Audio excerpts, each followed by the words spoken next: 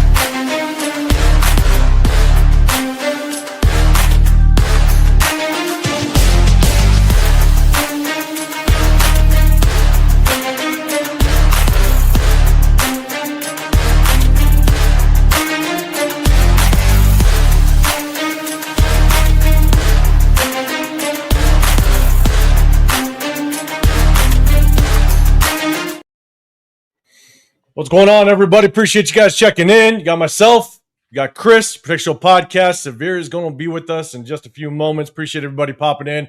Apologize if the intro, if you're watching on the horizontal, it still showed us in the entry. It's a little weird. We're gonna work the kinks out, but appreciate everybody popping in. We're gonna talk about a lot. We got some head coaching news. We also got news that Dante Moore is gonna go back to Oregon. So we're going to tap into that, just kind of how does that affect that number one overall pick? How much more value does it place on that? But then we also got the NFL that released the candidates of all the 2025 NFL awards. And our running back, Jeanty, is now one of the candidates as rookie offensive rookie of the year. We'll see just kind of how he landed on that list. And we're going to chop it up with y'all, man, answer any questions, but at the same time, man, have a little bit of fun. So we appreciate everybody popping in here, chat. We're going to get with you in just a second, but gotta say what's up to my guy, man. What's going on, Chris? What's happening, brother? What's happening, man? You know, just another good day talking ball with my boys. You know, that's what's good. But I just looked. Mine is still landscape on YouTube. So I don't know. Something wrong with my setting. I don't know what's going on, but it's all good. It's all good. Yeah, I think we're gonna fix this out, because I'll tell you the one thing that we like is the fact that if you're just in one, which we do the vertical. So if you guys are watching on the vertical, we do that because when we break down game film, we have to do it in the vertical. And so we're trying to get used to that, but also trying to split everybody up in different chats. You know, sometimes you just try to bring everybody together. So, but we're going to figure it out. If you're watching on the horizontal, you know, hey, enjoy it for now, because we're probably going to stick with that vertical moving forward. But Severe's going to be with us in just a few moments, but we appreciate everybody rocking with us, coming in the building. Do us a big favor. Double tap that screen or hit that like button. We definitely appreciate it, but also hit that sub button. We do a sub-only chat to show our appreciation to a lot of our subscribers, so we appreciate that. But at the same time, we also have memberships. If you guys want to become a member, support the channel. Also, you can kind of throw out suggestions of names of players that you might be interested in. You want us to break the game film down, whether it's free agents or college prospects.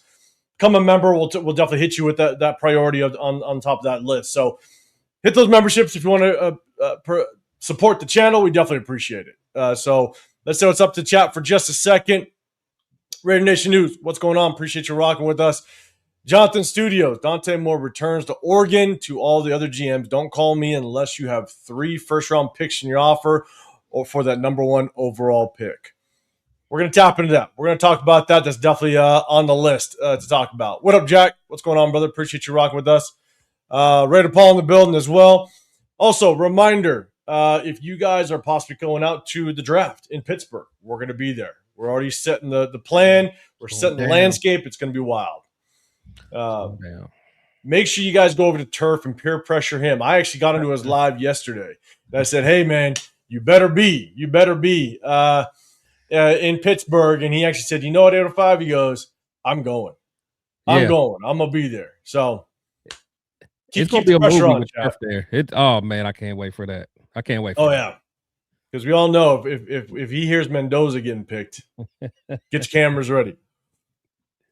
Viral moments. I see him coming. Viral. Raider Paul, appreciate you coming in through LS in the building. What's going on, brother? Appreciate you popping up in here. Coach John in the building. Severe. Since Moore's going to go back to school, which QB would you draft? I'll keep this one pinned, and we'll get back to that, man. What up, Raider Goon? What's going on? Appreciate you rocking with us. Herman in the building as well. Appreciate you. Let's see. Double screen looks dumb. Yeah, I don't know what's going on, but hey, we're gonna work the kinks out. Don't worry, I appreciate it.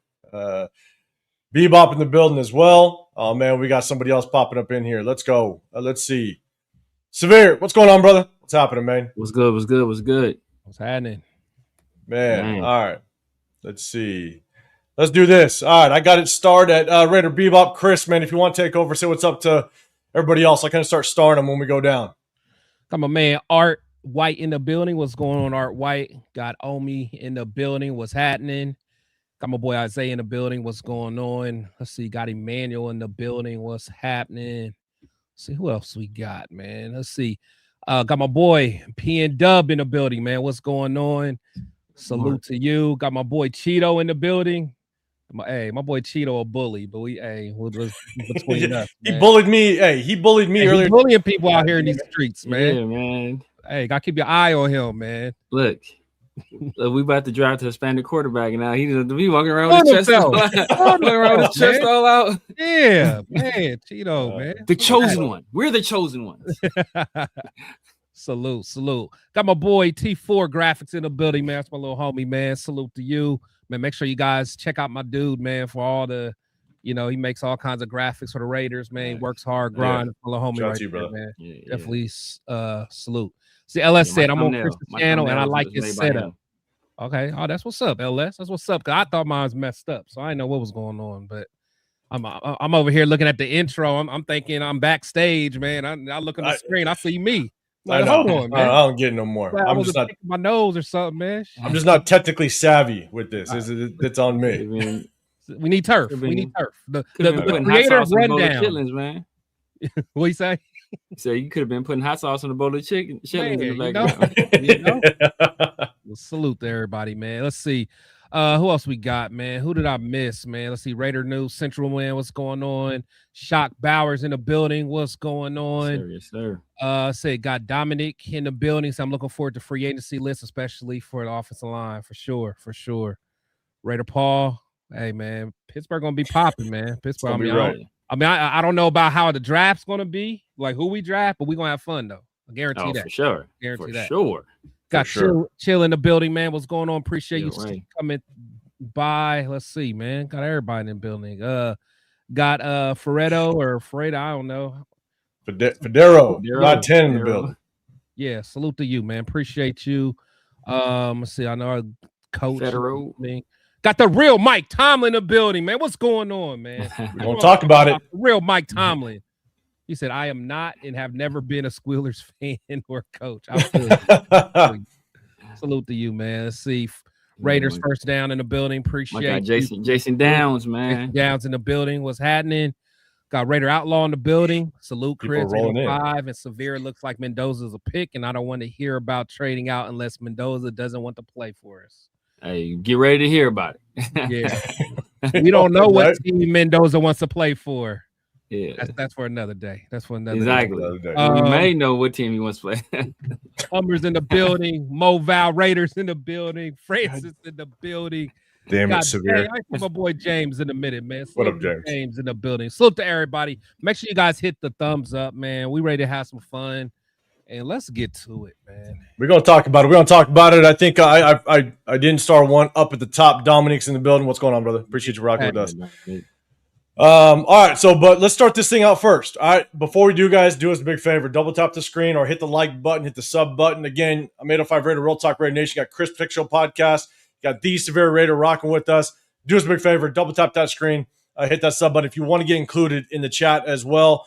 One thing, Raider Paul, man, I saw you. Yes, Bakersfield. Bakersfield's going to be going off later in the year. I think it's around April, May timeframe, and so details will be coming out for that. And so that's going to be fun. It's going to be fun. So Raider Paul, if you're going to rock in with that, it'd be good to put a name to face and see you, man. But Coach has got a question for Severe. All right, we're going to talk about Dante Moore, but let's get a question in first. Shout out to you saying, Severe, since Moore's going back to school, which QB would you draft? Trinidad Champ. Umar Johnson over here, brother. Umar Johnson over here. Nah, I mean, it's obvious. It's an easy choice now. It's Mendoza. I mean, it's Mendoza. Unless you find out something that, dissuades you from drafting Mendoza. Other than that, it's Mendoza. Okay, it's Mendoza right for right now. It's Mendoza for Severe, man. And look, and I think he is the consensus number one pick. You know what I'm saying? We need a quarterback. He is obviously the best quarterback coming out. He's the most pro ready as it stands right now. And so let's talk about one thing. And I want to get my guys' take on this. And I think Severe, you've touched on this, and I've talked about in the past, right? And chat, let me know what you think about this as a whole. When you have the number one draft pick, you could have a top 5 draft pick, all right? But number one, I think, holds a lot more pressure than number 5 or number 7 or what have you. I think number one holds just a shit ton of pressure. You're sitting there, you're the GM, you have $1 billion organization on your shoulders, and you have 99% of the pundits, of the evaluators, of the people on ESPN, NFL Network, Bleacher Report, whatever you want to be. They have this guy number one. And you basically have the pressure, and I understand you have the pressure of, if you're not 100% that guy, but 99% of the talking heads are on this person, the pressure that you feel that you have to take that guy. Because if you don't, and let's say you don't take Fernando Mendoza, right? And you go ahead and you take somebody else, and the Jets take Fernando Mendoza, you run the risk of Fernando turning that organization around.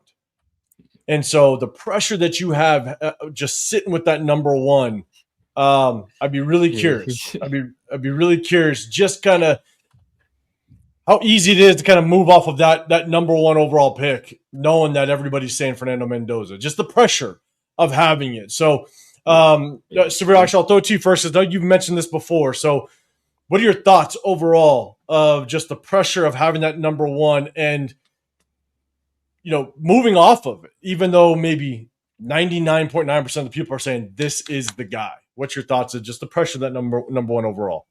Oh, it's immense pressure, especially you think about him possibly turning around the Jets.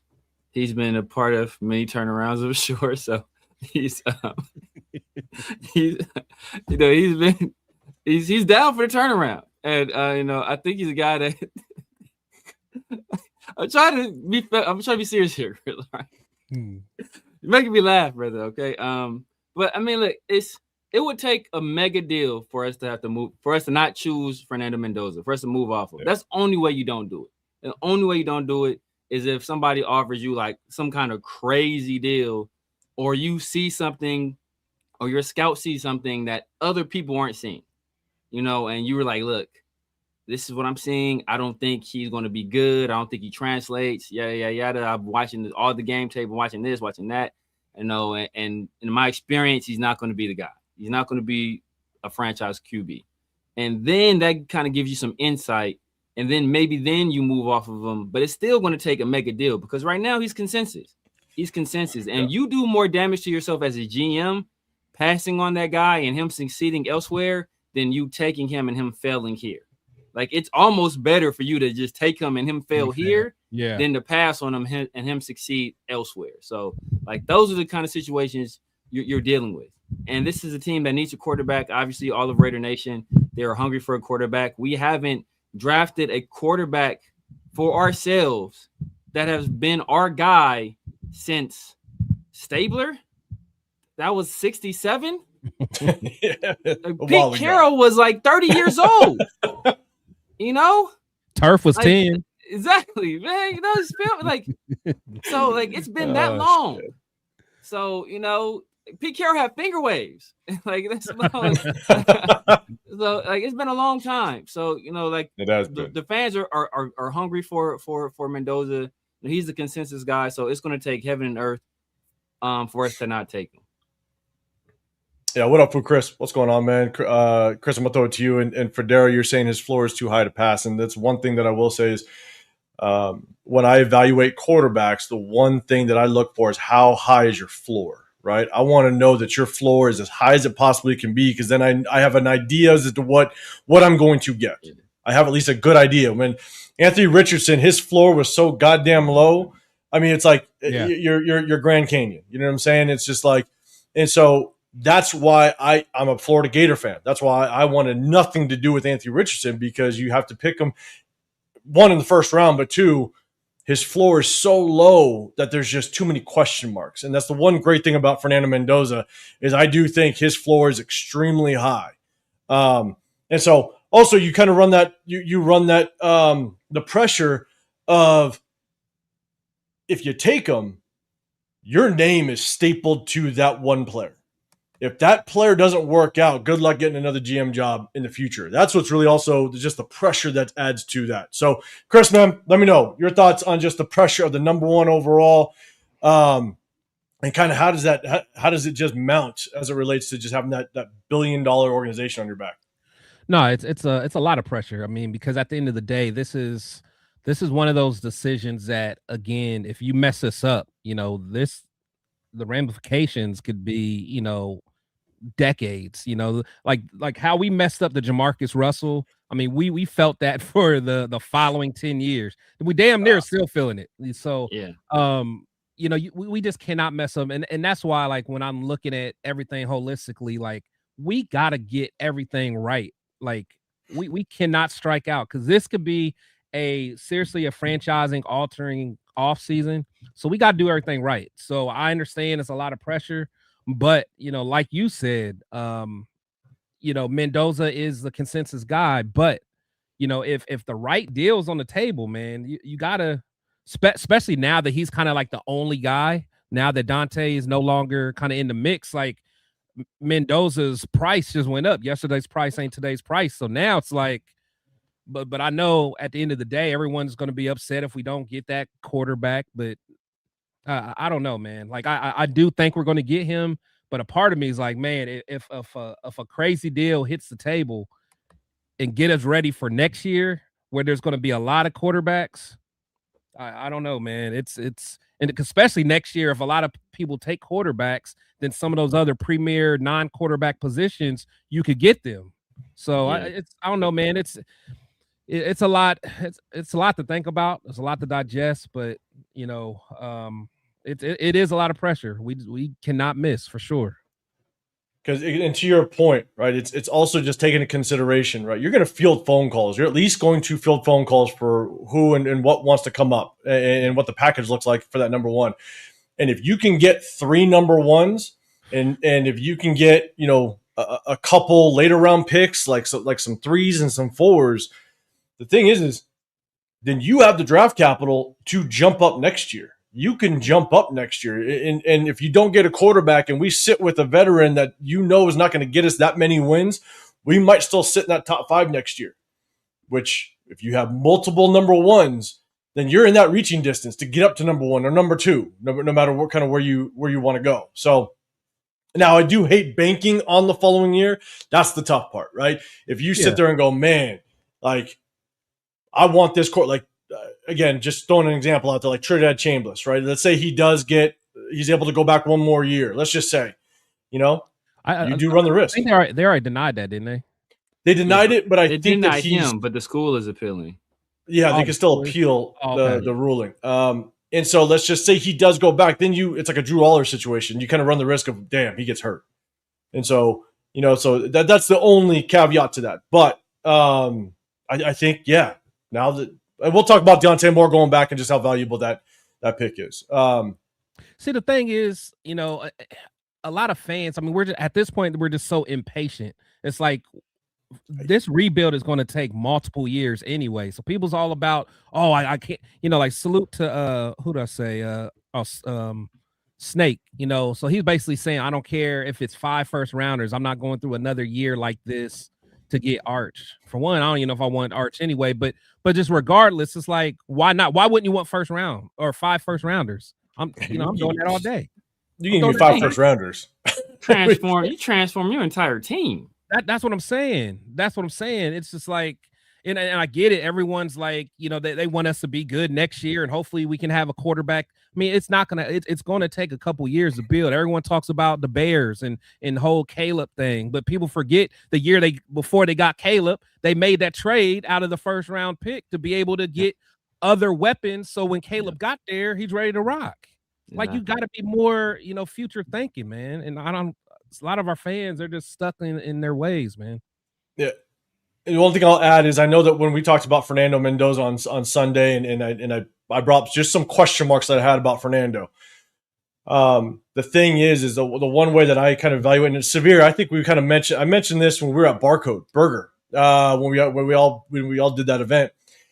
And I said, I'm very careful with over evaluating quarterbacks that have a lot of talent around them. And one thing that we all can agree on is that Indiana team is extremely good. From the running game to the receivers, it's very dialed in. Everything looks like easy with that offense. Yeah. And I'm very careful, not saying that he's being over-evaluated. I'm just saying I'm very careful because ever since, I'll give you an example.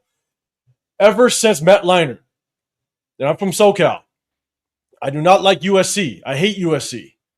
But ever since Matt Leinart, everybody thought he was the second coming. They thought that, they were comparing that SC team to the best college team to ever step foot in college football. They're saying that they could beat up NFL teams. They just overhyped every single aspect of that team. Yeah. Going to Reggie Bush. And what did Matt Leinart do? Everybody thought Matt Leinart was going to be the next guy.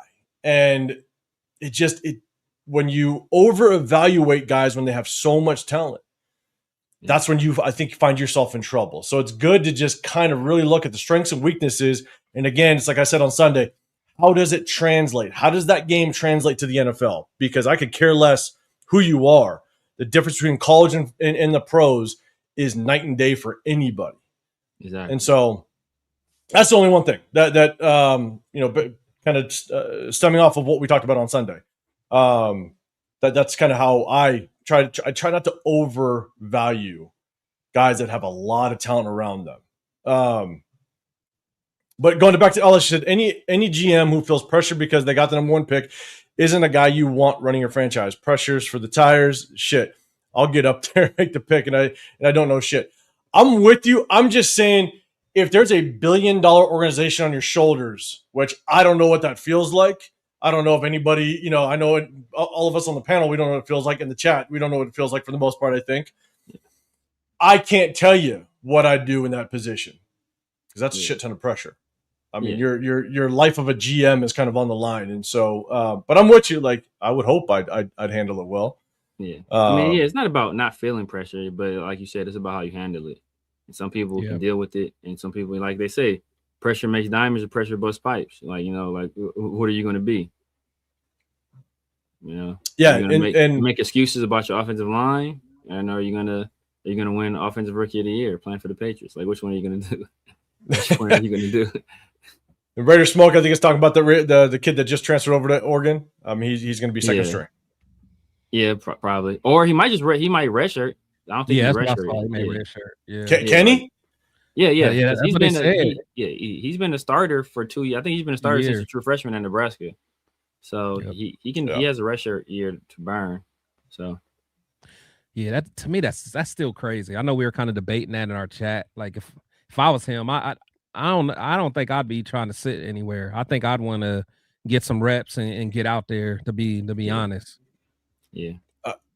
I'm with you because that's the one thing about Trinidad Chambliss, right? Looked really good in the year with Ole Miss, but one thing that I really like is within quarterbacks is how much experience do you have at the D1. He's got damn good experience at the D2, which is great. You don't want to discredit any of that, but D2 is different than D1. Yeah. So if he had back-to-back years like he looked this year, and you had 2 full years worth of experience looking like that, I think that would be a game changer for him as it relates to draft position.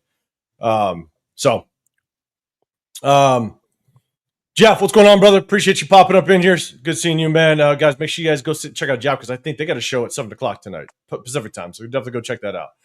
All right, so let's do this. Let's get to appreciate everybody else coming in. Let's get to the first topic. We're going to talk about just the updates with coaches. All right, so appreciate everybody. Do us a favor. Double tap that screen, hit that like button, hit the sub button. We got over 200 in the chat right now. We appreciate everybody. If you want to get included in the chat, hit that sub button. We do a sub-only chat to show our appreciation. So if you guys have a comment or question, hit the hashtag Raiders. It just allows me to see it. So I appreciate if you guys do that. But shout out to everybody else that's in the building. We'll definitely get back to everybody in the chat in just a second. So let's do this. We're going to go to this one. I definitely want to get you guys' feedback on this. Obviously, there was a lot of people as soon as Harbaugh was let go from the Ravens. There was mixed emotions. There's people that wanted him. There's people that were like, you'd be stupid not to want him. But at the same time, there's a lot of people that are like, no, I'm good. So what we now know is that the Raiders will not interview John Harbaugh for their head coaching job. And I definitely want to get some feedback. So chat, let me know what your thoughts are on just this specifically, that the Raiders aren't even entertaining an interview with John Harbaugh. And I think that he reached out to the Raiders. He did. And requested what their interest is. And so chat, let me know. Do me a favor, hit that hashtag Raiders if you can. But Chris, I want to throw it to you first because I know that you were kind of high on Harbaugh, and you definitely wanted to see him at least at a minimum come in for an interview. I'm going to throw it to you first, man. What's your thoughts on the news of the Raiders not even requesting an interview with John Harbaugh?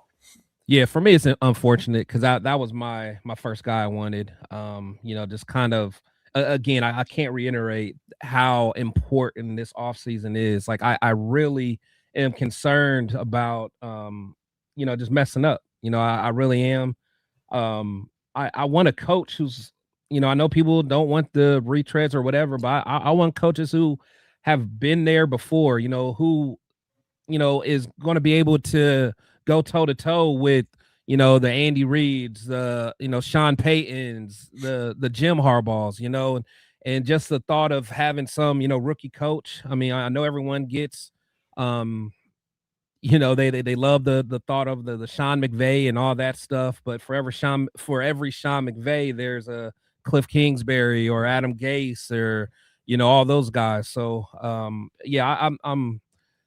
am a little disappointed we didn't at least see what Harbaugh is talking about, but at the end of the day, we'll see. But I don't know. I was disappointed when I read that.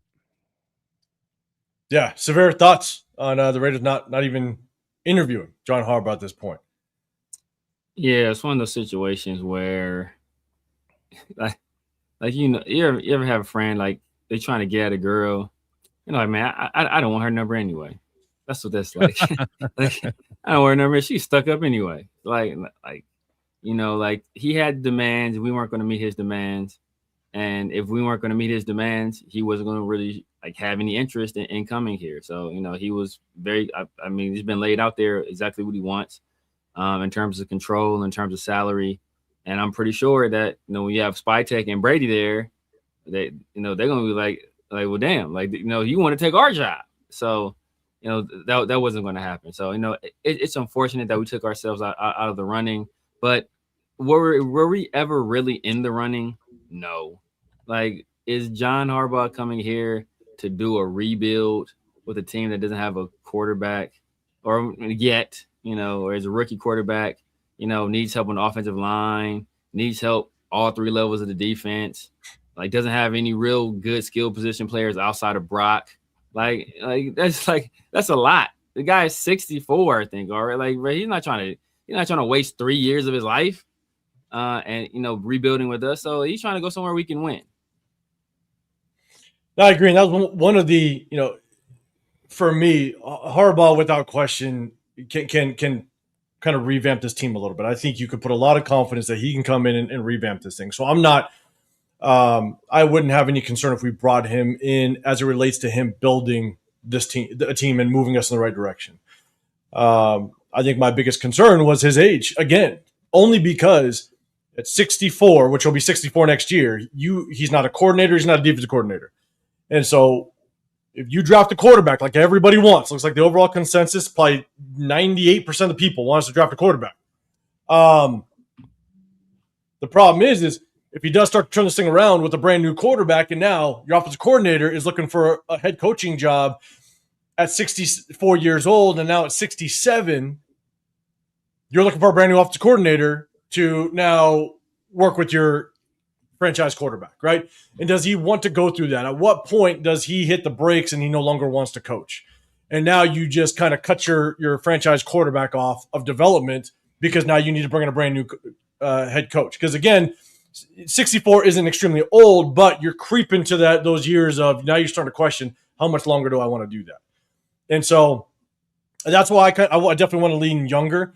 But here's my biggest thing when it comes to John Harbaugh. John Harbaugh is going to come into that interview room and he is going to give you a wealth of knowledge of what his potential plan would be. It's your open forum to ask any questions that you want of a coach that's been doing it for a very long time at a high level. And with John Spytek being a second-year GM, that's your opportunity to literally pick his brain. That's your opportunity to learn what questions do I ask? What questions do I not know to ask? And then I will know and understand after that interview. Because by the answers that John Harbaugh gives you, it's going to allow you to extend the conversation. It's going to allow you to think of more questions to ask and better prepare you for the other interviews. And by John Harbaugh reaching out to you for a interest to interview, I think you literally clear your schedule a little bit outside of maybe your top 3 prospects. But I think you clear your schedule a little bit and you say, yes, I'm going to bring you in. I at least want to pick your brain and ask some questions. It's not like we have a 15-year GM that knows what the hell he's doing and he knows exactly what he's looking for. And so I'm just going to bring in my 6 top guys. No, it's a second-year GM that's still learning the ropes. So I think it is in my opinion, I think it's a misstep by Spytek, not at least bringing him in and picking his brain and just learning from the process of getting the opportunity to interview a head coach like this. So you got to interview. Yeah, if I was Spytek, I'm interviewing all those guys. I mean, it's not too often you get whether it's him or Tomlin, you get those guys that Super Bowl winning champs, still have recent success for the most part. At least have them come in for interview. And I guess Tomlin, from what I hear, he's not really going to coach anyway. But still, with Harbaugh, at least bring him in for an interview and pick his brain. That's, to me, that would have been. I mean, you have to do that. You have to do that. I think it's a misstep. I think it's a big misstep with a young GM, not being able to actually understand what good coaches sound like, what their process is. Like, you could literally ask him, what are you looking to do with a brand new team? I mean, he's been with the Ravens for so long. I'm sure that he's probably in his mind figuring out, okay, how would I do this over again? At least hear his plan. Hear his plan. Yeah. So again, to me, I just feel like it's a little bit of a misstep. And so, all right, again, chat, do me a huge favor. Again, over 200 people in the building. I want to make sure that if you guys have a comment, question, anything towards what we're talking about, hit that hashtag Raiders, because it looks like I'm already damn near almost 10 minutes behind in the chat. So definitely let me know. And Chris Severe, let me know if you see something that I definitely need to pull up. Just go ahead and start, and I'll definitely scroll through and pull it up. So let me kind of, let's see. Let's go down. Let's see. I just want to make sure if there's anything. Let's see. I do see Harbaugh. Oh, and hold on. Destroying weights. Let's see. Okay, hold up. Let's see. Dick's in the building. You're saying why not at least interview? Why not at least an interview? Okay, that's what I'm saying. There we go. D Keegan, you're saying Harbaugh into the Carroll. No, come on, dog. Yeah, I wouldn't put that. I'm tired of hearing that. I really am. I'm tired of hearing that, man. And it's sad because Pete Carroll did so bad that now anyone with some salt hair, they don't even. Yeah, it is. Hey, you gotta grab you a just for man for you interview with the Raiders. You have none of these graves, man. Our fan base is. Man, you need that Clyde Frazier black. And so Elliott's saying, great news in my opinion. I think because you don't want him to be the head coach. And look, obviously it's not my first choice. You know what I'm saying? And Jason, I'm good at them not interviewing Harbaugh. He wants a turnkey roster. But based on kind of what I just said, Jason, let me know. Would you at least see a benefit in Spytek interviewing Harbaugh, even if it's not, because again, Harbaugh reached out to us. So it's not like you're trying to, move everything around to get him in. he requested us. And so let me know your thoughts on that. Hopefully I see it and I'll definitely try to bring it up. Yeah, and that's, I think a lot of people are just kind of doing that Pete Carroll comparison. I don't think we can do that. I think it's a very, very different story. And I don't think John would be bringing any family members along with him. I would hope. So his family members are way more qualified than Pete. Yeah, I'm about to say right. Like, bro, all legends, man. Their pops was a legend, and Jim doing his thing. So that's a whole different family tree right there. Yeah, I'm with you 100%. Okay. All right. Again, guys, do me a favor, hit that hashtag Rage if you got something. I'll definitely do my best to bring it up and just see if you guys have any questions. So, I think this one to start. You said put some respect on Raider Severes. We got a 900-yard back on a rookie deal worth $18 million. God damn it, LS. Damn straight, 900. Oh man, I think we got this one started as well. Trent Richardson-esque rookie year. Now the chat's gonna get wild up. Okay, we got this one started here. So you want another Gruden? Josh McDaniels, Pete Carroll situation.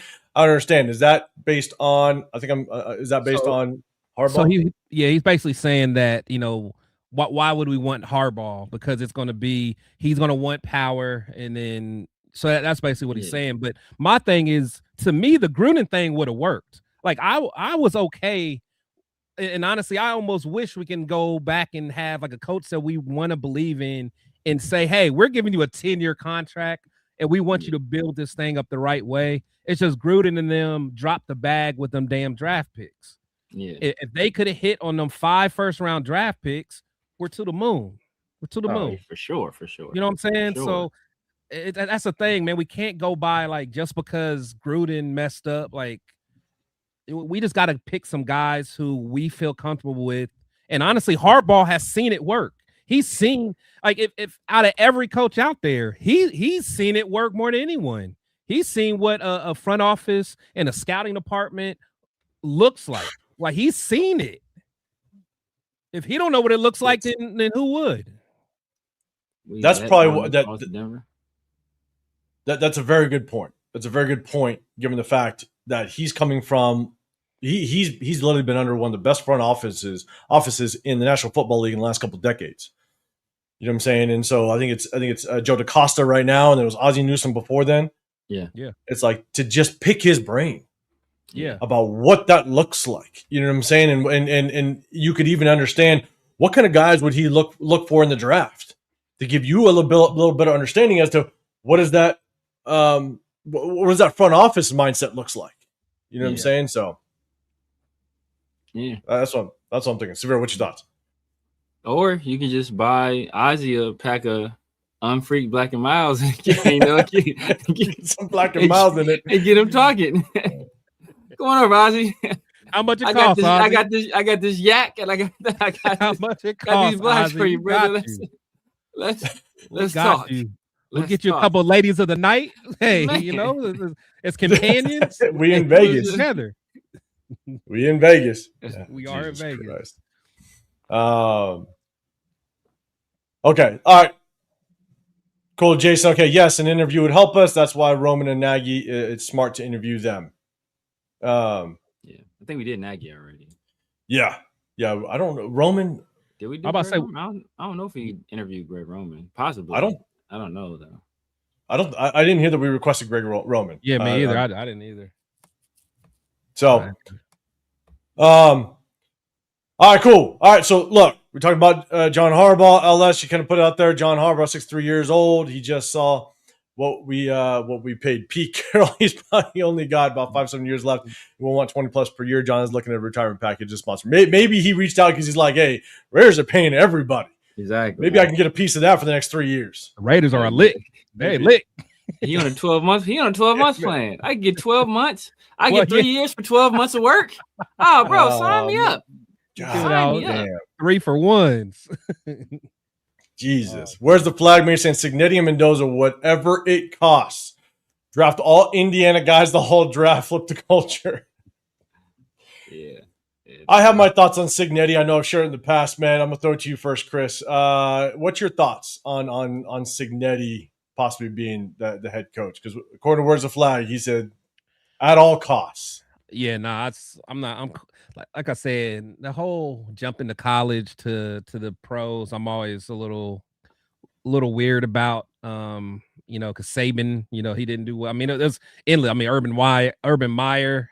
There's a lot of coaches that it just didn't work out for. I mean, there was some that it did work out for, but again, I'm not trying to be too risky this offseason. That's one thing you'll notice about me, man. I'm not trying to be too risky. Yeah, so I'm cool on having him, to be honest. Yeah, Severe, any thoughts on Signetti? Yeah, I don't think he translates. I think we talked about it on one of our shows, like what he's doing at the collegiate level. Getting these older, experienced guys and the transfer portal. Where he has like these boys got mortgages and stuff like that. Like that's not it's not going to work in the NFL quite the same. And then he's already pretty old himself. So it's like you bring in this guy is already fairly old himself to an entirely different game at the NFL level. And like I said, I don't think his style works well for college. Know your strengths. I think what he does it works in college. I think it will continue to work in college for a long time. So stick to that.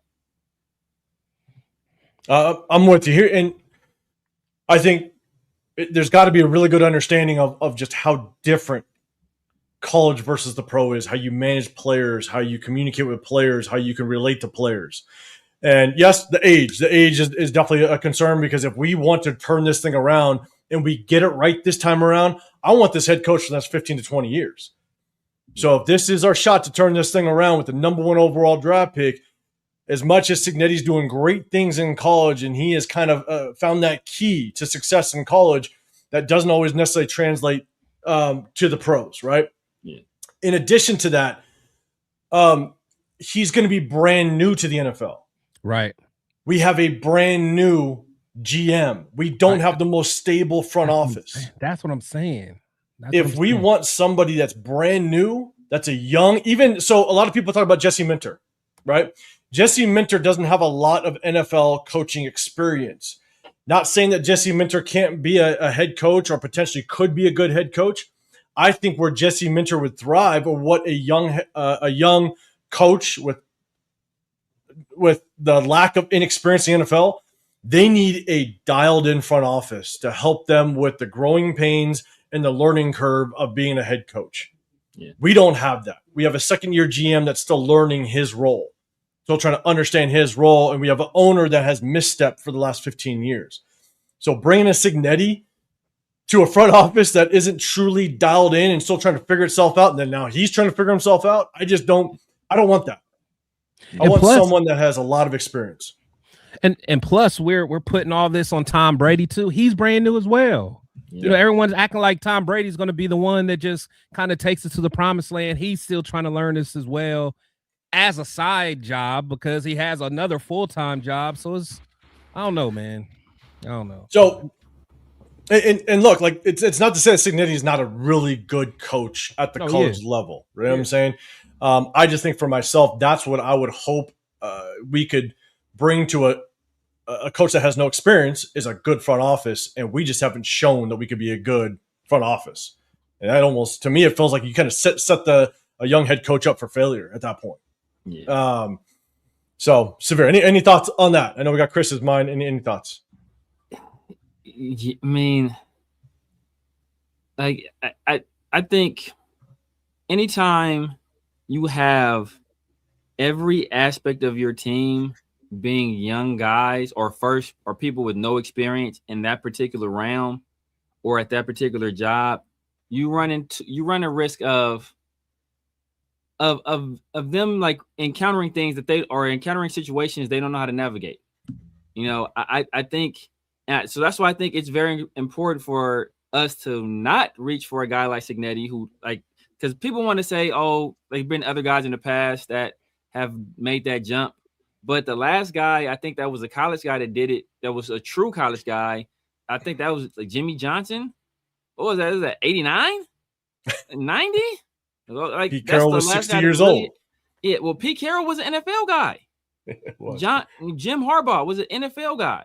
So like I just think there's a lot of like this is actually a pretty deep and diverse pool of coaching candidates.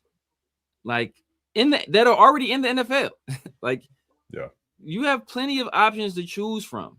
Like, like don't be trying to bro, you don't bring sand to the beach. It's already beaches here. You feel me? You're bringing sand to the beach, brother. So, look, we got plenty of options. Choose from those options. Yeah. And John Parker said Tom needs to be in the war room 24/7, not just the war room, the front office. He needs to be in there. And right now he's broadcasting. Yeah. He's focused on broadcasting, which is part-time gig, man. Which is wild. Okay, cool. Appreciate it. Let's get on to the next one. Appreciate it. Again, guys, hit that hashtag Raiders. If you got a comment, we got over 230 in the building between YouTube and Twitter and Kick. I believe if you are on Twitter or Kick, going over to YouTube so you can get involved in the conversation.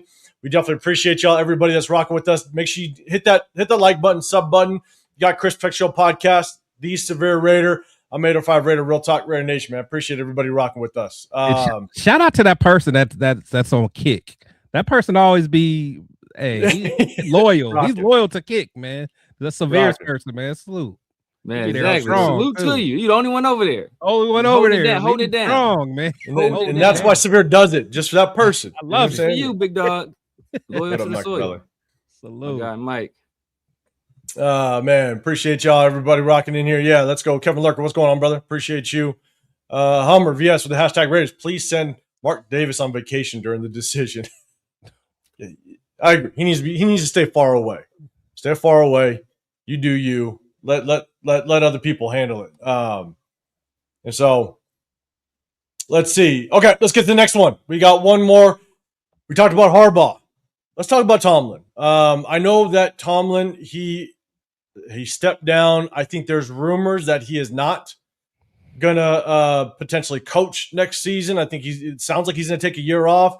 There's no reports that he's up for any interviews, and so, but we definitely want to touch on this because it was a name that a lot of people are throwing out there. If he were to be let go, would Mike Tomlin be a guy we wanted to bring in? I see you, Greg Lura. He's already said yes, Tomlin as a DC coach. I don't know if you do. I don't know if he would downgrade as a coach. I think you'd want a head coaching job. But chat, hit that hashtag Raiders. Let me know. Would you want to see Mike Tomlin possibly come in here and interview if he does open that door for interviews? And so, Chris, I'm going to throw it to you first this time, man. What's your thoughts on Tomlin? Obviously him. One, do you think it was right that the Steelers ended up letting him go? And then would you entertain him as a head coach if you opened that door? Yeah, I'll definitely entertain him. I mean, he wasn't my top choice, but no, I mean, you got to respect what Tomlin's done. And again, it's like us Raider fans. It's crazy how people like got the nerve to try to call him, like he's mediocre. I think people were saying, but my thing is like as many times as he's won the division. I mean, what more can you ask for? I mean, yeah, you do want to see some more Super Bowls, but the thing is, from where we are, I mean, I just want to sniff the daggone playoffs again, man. So it's like, how dare we look at a guy who's, won his division in, I think about like 8-9 years or so. It's like, come on, man. He's had nothing but success. So at the end of the day, I would take him. But again, he wasn't my first choice. But for those fans that just act like, just putting their nose up as we shouldn't even consider him, that's just crazy to me. I'm with you. And Benjamin, as well as Show Deuce. Yes, you do have to trade for him because he's still under contract. They hold the rights to him. So you would have to trade. I'd be curious as to how the Steelers would handle that, right? Would they attempt to trade, but at the end of the day, maybe just kind of release him or void that contract, let him kind of go on his way? So it'd be interesting to see just kind of how that Steelers organization handles that situation. So yes, you are correct.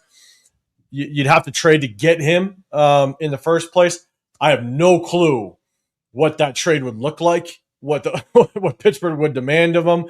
But if it were to be in this cycle, I don't know how much they would get, given the fact that there's so many job openings right now. I don't know how much they would demand. That, and also, I mean, they may have put that in there just so he doesn't go to the AFC North. Maybe, just because, hey, I don't want you to go to the Ravens. Yeah, maybe they want to hold control a little bit in there. Okay, if you guys want them Ravens, give me your first. Okay, we know you're not going to want that, then whatever. Then go somewhere else. So I don't know. Yeah. And Ellis said I'd be shocked to see if Tomlin came back and potentially be a front office guy. Possibly. Jason, apparently Tomlin is still under coach's rights with Pittsburgh will require compensation to lure him. Yes, you're 100% correct. And so, yeah. Kevin Lurk, you're saying Tomlin's going on a long Chris-style vacation. Hey, he's earned it. I don't care. He's a Super Bowl winning coach. I think he's earned it. Right. He's earned it. You know what I'm saying? Like 20 years in the game. Earned it. Had to deal with Le'Veon, AB, all them other. I mean, he had a lot of knuckleheads over there, man. Yes. Yeah. Mike, and whether it's Juju Schuster, like, and whether it's him or front office, like. What's my on defense? James Harrison. James Harrison. Yeah. And shit. James Harrison, but also shit. He dealt with no, my bad. Pickens, even Pickens. Yeah, Pickens. You was thinking about Vontaze, huh? I was thinking perfect. Yeah. I was Cincinnati. Cincinnati. He had to deal with him, but not on the team. Yeah, he did. Yeah, just not in that way. Yeah. Well, shit, was he there with Joey Porter? So Joey Porter on the other side. Porter I think he's back there. Yeah. Well, Joey Porter on the coaching staff now, so he's still dealing with Joey. Yeah, he's still the goddamn guy. Jason, man, becoming a member. Appreciate you. I think this is a member of. It doesn't. I don't know whose channel. It's one of y'all's channel, but appreciate you becoming a member of one of the channels, man. Yeah, he had a live the other day, man, with Darth Raider. Y'all go over there, check that out, man. It's good stuff, man. Some good stuff. Wardlow family said we don't need another washed up coach like Carroll, man. So are you comparing like Tomlin to Carroll? Because we just talked about Harbaugh. So please clarify which one you're talking about. Please clarify before we kind of jump to conclusions. What up, Loon? Appreciate you rocking with us, guys. Make sure you guys go check out Loon. In the 29 years Tomlin coach, he had 11 coaches and 2 playoff bursts. Mediocre. That's what I'm saying. Yes, I know. Bro. I said this last time. Tomlin can be our coach for 20 years, and he would still be younger than Pete Carroll. Still be younger than Pete Carroll. Like, look at this man. Look at his outfit. Is this the outfit of a man that gives a fuck what you think? He dressed like the tour manager for them franchise boys. He don't care what you saying. Like, this man, like, this dude he's never had a losing season.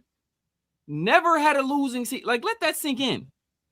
In the AFC North, one of the toughest divisions of all the football, he's never had he didn't dealt with Marvin Lewis. He didn't dealt with John Harbaugh. He didn't dealt with can't even remember the coach who was there before John Harbaugh.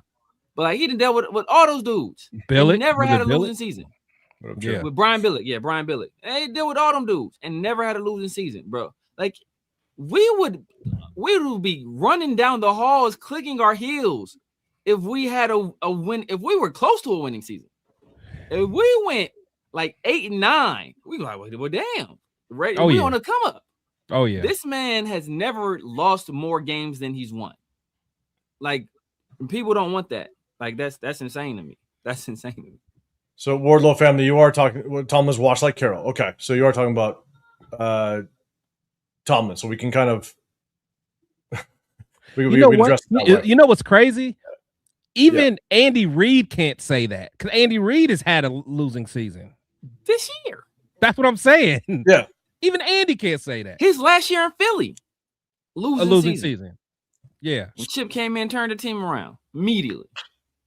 So here's my thing. For Tomlin's young. You could still rock with Tomlin for 15, 20 years. You know, if you wanted to. You know what I'm saying? So age, I don't think age is a problem whatsoever at all. I don't, and everybody talks about how he hasn't made the playoffs, right? We've already seen a couple comments, or that he hasn't won in the playoffs in a long time, right? I think what's happened with Tomlin over the last 5 to 6 years is the fact that he's been there for so long. The pressure has been that he needs to go to the Super Bowl. If you don't go to the Super Bowl this year, then yeah, the winning seasons and just sniffing the playoffs or making the playoffs just isn't enough now. Like, the pressure is on that you have to go to the Super Bowl. So what have they been doing for the last, 4, 5, 6 years? They've been putting Band-Aids on the quarterback position because they're not within reaching distance to get a top quarterback. Yep. Yeah. And so they're trying to get the Russell Wilsons. They tried to work with Justin Fields. That didn't work out, right? And you can make the argument, is it Mike Tomlin making the decision, or is it the front office bringing in these quarterbacks and trying to win with these mediocre quarterbacks for the most part? And I do think over the last, 6 years or so, I think Tomlin, he's just felt the pressure. Like, you got to get over that hump. And so he's trying to put Band-Aids. He's trying to put something together without having a top draft pick, because you're winning all the time. Like, it would almost suited him better if 5 years ago, 6 years ago, they were horrible and he got that top 3 pick and maybe got a quarterback and could build the right way. So in my opinion, I think that if he were to come over here and you gave him a clean slate and said, Tomlin, you got 4 years to build this thing right, and you got the number 1 overall draft pick, I think he could do very good things with the organization. Now, the only thing that I just worry about a little bit, and it was with Tomlin, it's with Harbaugh, it's with with these older coaches, these more seasoned, well-respected coaches, is would they let John Spytek do his job correctly? Would they come in and just kind of command their position? You already have John Harbaugh saying, I want my GM. I'm a big fan of having the proper chain of command. And would Tomlin come in and go, hey, young Spytek, no, that's not the right decision. I know how it's supposed to be done. This is what we need to do. Like, would there be a disconnect between the front office and Tomlin because he's going to just kind of throw his authority around? That's my only concern.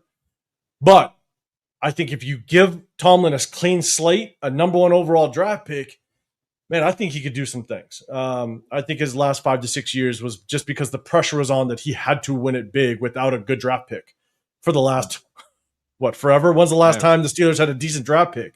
Had to been forever, given the fact that he's never had a losing season. Exactly.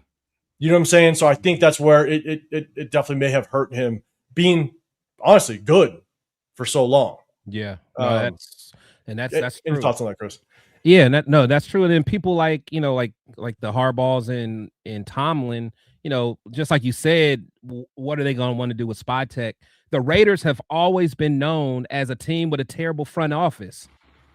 Other teams in the NFL understand that. Other organizations know the Raiders have always been weak. So of course they're like, hey, if I go there, I'm going to have to make sure I get a front office that is competent, because the Raiders is known as having a dysfunctional front office ever since the Al Davis days. So, I mean, I don't understand why people are so upset because people want to demand to have their own people. Like, we're a laughing stock around the NFL. I know we're Raider fans and we love our team so much, but trust me, around the league, man, that we're not respected like that, especially from a front office standpoint, and we never have been. So, I mean, that's why Gruden, when he came back, that was the only way he was going to come back, is if he had, those type of he can make those type of decisions. And again, I like the fact that we gave Gruden, what we gave him. Is just, he messed up on those first round picks, but it's going to take something like that to change the trajectory of what we've been on for the past 3 decades. And so just to go to this question, because we kind of give you our feedback, so you'd rather have Tomlin than Kubiak or Minter, I still would go young offensive minded. I still would like to lean that way. But to not put Tomlin in that mix if he was available, I think that'd be a little crazy. Because again, I think if you give him a clean slate, I think he could build something. Yeah. And LaFleur is better than both of those guys. So yeah, I'd take LaFleur over Kubiak or Minter. And Severe's the LaFleur guy. You know what I'm saying? But again, for me, I lean just more offensive minded. So I would like to go that route, match him up with the quarterback. You know what I'm saying? And so, but to not put Tomlin in the mix, I think would be crazy. In just my opinion. And the Keegan, you're saying I have friends who are Steeler fans. They've been wanting him gone for a long time. I have my take on that. Severe, I'll throw it to you first this time. What's your take on that? You know, it was funny because, you know, I was talking about this the other day with Chris and the guys, and it's like, you know, I see it from both sides of the fence because I'm a Raiders fan, but I'm also a Lakers fan. So I understand what it means to root for an organization where the expectation is greatness, to root for an organization where a head coach in his second year takes you to the Western Conference Finals and he gets fired because he doesn't win it, right? Yeah. Like, and they don't see him winning. So he's fired second year in the Western Conference Finals, and he fires the guy. You know, so when Steeler fans, they're spoiled, and they're gonna learn. They will learn because you don't know how good you have it until it's gone. And when it's gone, and like this, like look at all the people in here scratching and clawing to bring back Derek Carr with a bad arm, to bring back John Gruden, who drafted Damon Arnett in the first round.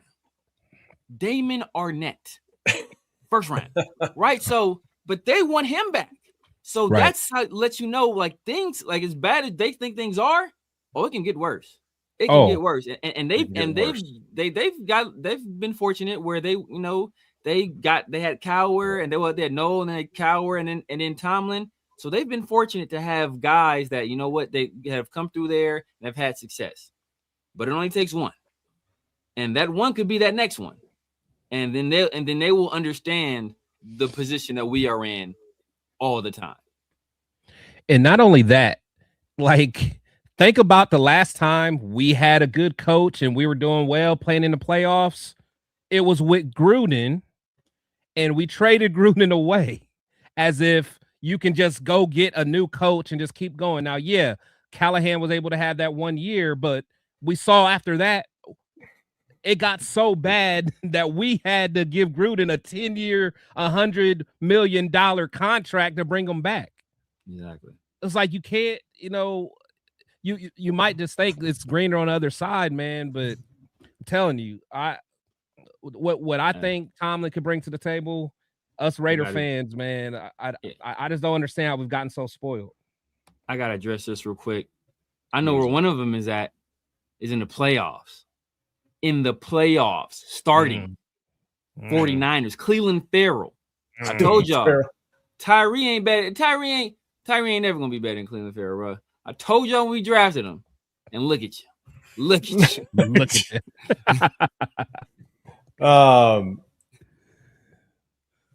you. I think that's where, severe to your point, and I think you guys kind of said all the things that I would like to say about Tomlin. And that question is like Tomlin. I think when fans do get complacent, right? Like when you stiff the playoffs, you get to the playoffs, you want somebody that's going to get over the hump, and you get frustrated because you don't get over the hump, right? And you think the grass is always greener on the other side.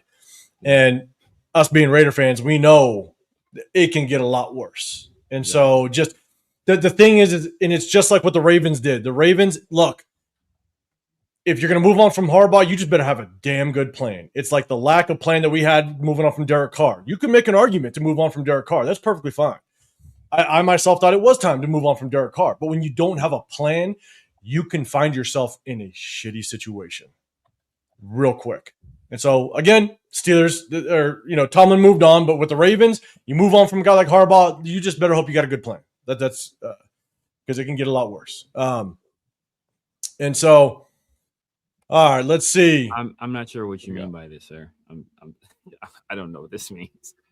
I guess he was supposed to put equal. I think he was going to supposed to put equal. He's greater than overrated. Like, I don't know. Yes, he is greater than overrated. I mean, is that right. Good? Or are you saying he's like much worse than just overrated? Like he's a new category overrated. Get back to us. Get back to us, Mr. Iverson. Get back to us. Okay. All right. I think I saw one that I want to bring up. The one thing I will say about Gruden, because I know Siri brought up kind of the Gruden talking. I know not a lot, but there are definitely people that want Gruden back. The thing is, you can make an argument that year over year Gruden was slowly kind of improving. I think he ended off with we made the playoffs at the tail end, but I don't know if Gruden would have been able to do that, to be dead honest. But because Gruden was so bad at drafting, like the success that we saw, the gradual improvement, I think was going to be very short-winded, because if you can't build in the draft, you're not going to have sustained success. You might have a season or two that work out, or you see some improvement, but if you can't draft well, you cannot have sustained success through free agency. You can't just continue to just buy top name free agents and think it's going to fix itself. No, because you're still paying for the other top free agents you brought in. Yeah. You got to build through the draft. And I think because John Gruden did that so poorly, especially in the first round, second round, where his name was tied to, that success is going to run out because you draft poorly. You got to build through the draft. And a lot of it was, and some of it was luck. Like he lucked up and got Darren Waller. Imagine that Gruden team without Darren Waller. Oh my God. You know what I'm saying? Like that would have just been nasty. Like Waller was our leading receiver. We didn't even have a real receiver. So It's like, Yeah. So, God damn it. No less. Let's see. Are we on his trajectory to be working at Jamba Juice with Coach? Coach, like, come on, Ty. What's going on, man? I see Money Chuck. What's going on, brother? I see you in the building. Let's see. Rick Yell, the jury's still out in Spytek's draft. I know. I think there's some argument going back and forth. That's I think I forget who it was. Someone said Spytek is great. I don't know if you could put the great title on there. What has he done? I mean, outside of drafting Charles Trent Williams Grant, like what has he done? Oh shit, we're moving. We're moving on from that. God damn it. Raider Pete, man, hit with the hashtag Raiders. I appreciate you because we got a couple more topics, damn it. Let's start our own future with a young guy that can play call with the top dogs and try and not try to revive or ride another team's former long-term head coach. Showcase our brand fresh and clean. I think it would be a good idea. Go young and I think that's kind of where all of us lean. I mean, obviously, I'm young, offensive-minded. I know you, Severe, you like Matt LaFleur. Chris, who is your top candidate right now? Who would you like? Because I don't know if. Well, to be honest, since Harbaugh's out, mine's Flores. Flores, yeah, Flores. Yeah, that's my number 2 guy. Like I love the thought of having Flores with a Dable or someone, and then a Ken Dorsey as a quarterback coach. Like to me, if we're gonna get Mendoza, I think that's gonna set him up to succeed from an offensive standpoint. And Flores gonna get that defense ready to go. He gonna get them boys playing. And the thing is, I know I've said that I would be okay with trading back Max. And I still would, of course, but I would be interested to see Max playing for Flores though. Now Max or Flores might unlock Max and get him to like a TJ Watt, Myles Garrett type season where he can get him about 15 something sacks, in a season, like he can unlock that with him. So that would be interesting. It would be. Okay. Yes, the hell you would. Yes, the hell you would. I think the nation would just there'd be a lot of talks with that one. Which look, I was a fan of Rich Bisaccia. I thought he deserved one more year. That's neither here nor there. I was meaning what Green Bay special teams been looking like. Oh yeah. Oh yeah. The thing is, he lost that game. And look, I think it's like you had either a rough stint, a rough set of games, or a rough season. But I think Rich Bisaccia has made a very good name in just the NFL world with what he could do. So it looks like he had Josh Jacobs returning kickoffs, bro. Yeah, that was cool. That was wild. I was like, what? Did he? I didn't see that. Did he? Oh yeah, yes. His first time ever multiple returning kicks. Multiple. And he I didn't fumbled. see And he that. I fumbled didn't the see very He that. first fumbled the time. first I'm one. like, I what? think it's the first time. Then he did it again. He I'm fumbled the like, first one, and then he did it again. Oh man, that was wild. That was wild. Okay, I didn't see that. I mean, maybe not the best call, but hey, look, the trend is you put running backs back there. You know, maybe not your starter running back. Might be your biggest mistake, but the trend is you're putting running backs back there. So, But it's not even like he's a burner. You know what I'm saying? Like Exactly. Jacobs ain't gonna outrun nobody. Now he'll run you over and stiff arm the hell out of you. But yeah, that ain't it. That ain't it. Yeah, that was wild. It's wild. So all right, so let's do this. I'm gonna go. Let me go. We're gonna bring us back up to the big screen. So we talked about Harbaugh. We talked about Tomlin. Let's get to this topic. All right. Next one. I'll go ahead. I'll share the screen, guys. Do me a favor. Hit the hashtag Raiders. Raider Salute to PIC. Measy real quick. Salute to Measy. Well, no, just at that last comment because he's so right. What do you say about Flores? Yeah, where it go? Raiders content creators be hating on him. Yeah. Wherever it went. But Raiders content creators hating on because they Brian do. Flores? Yeah, how about say salute to him? Really? I agree, man. They do hate on him, and I don't understand why. I don't understand why, man.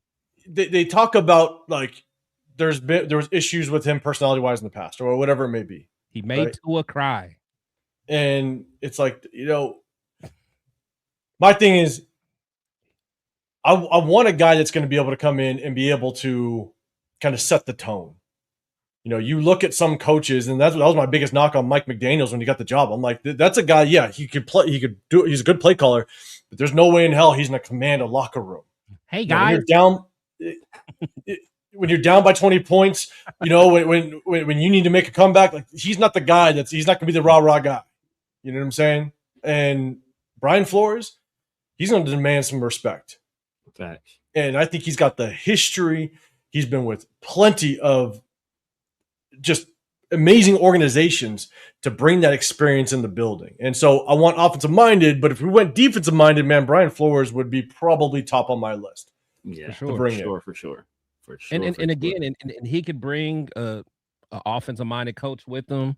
Yep. And they can get it right. Like I said, because him and Dayball, they've worked together before. So like that, to me, it just makes too much sense, man. Yeah, it makes a lot of sense.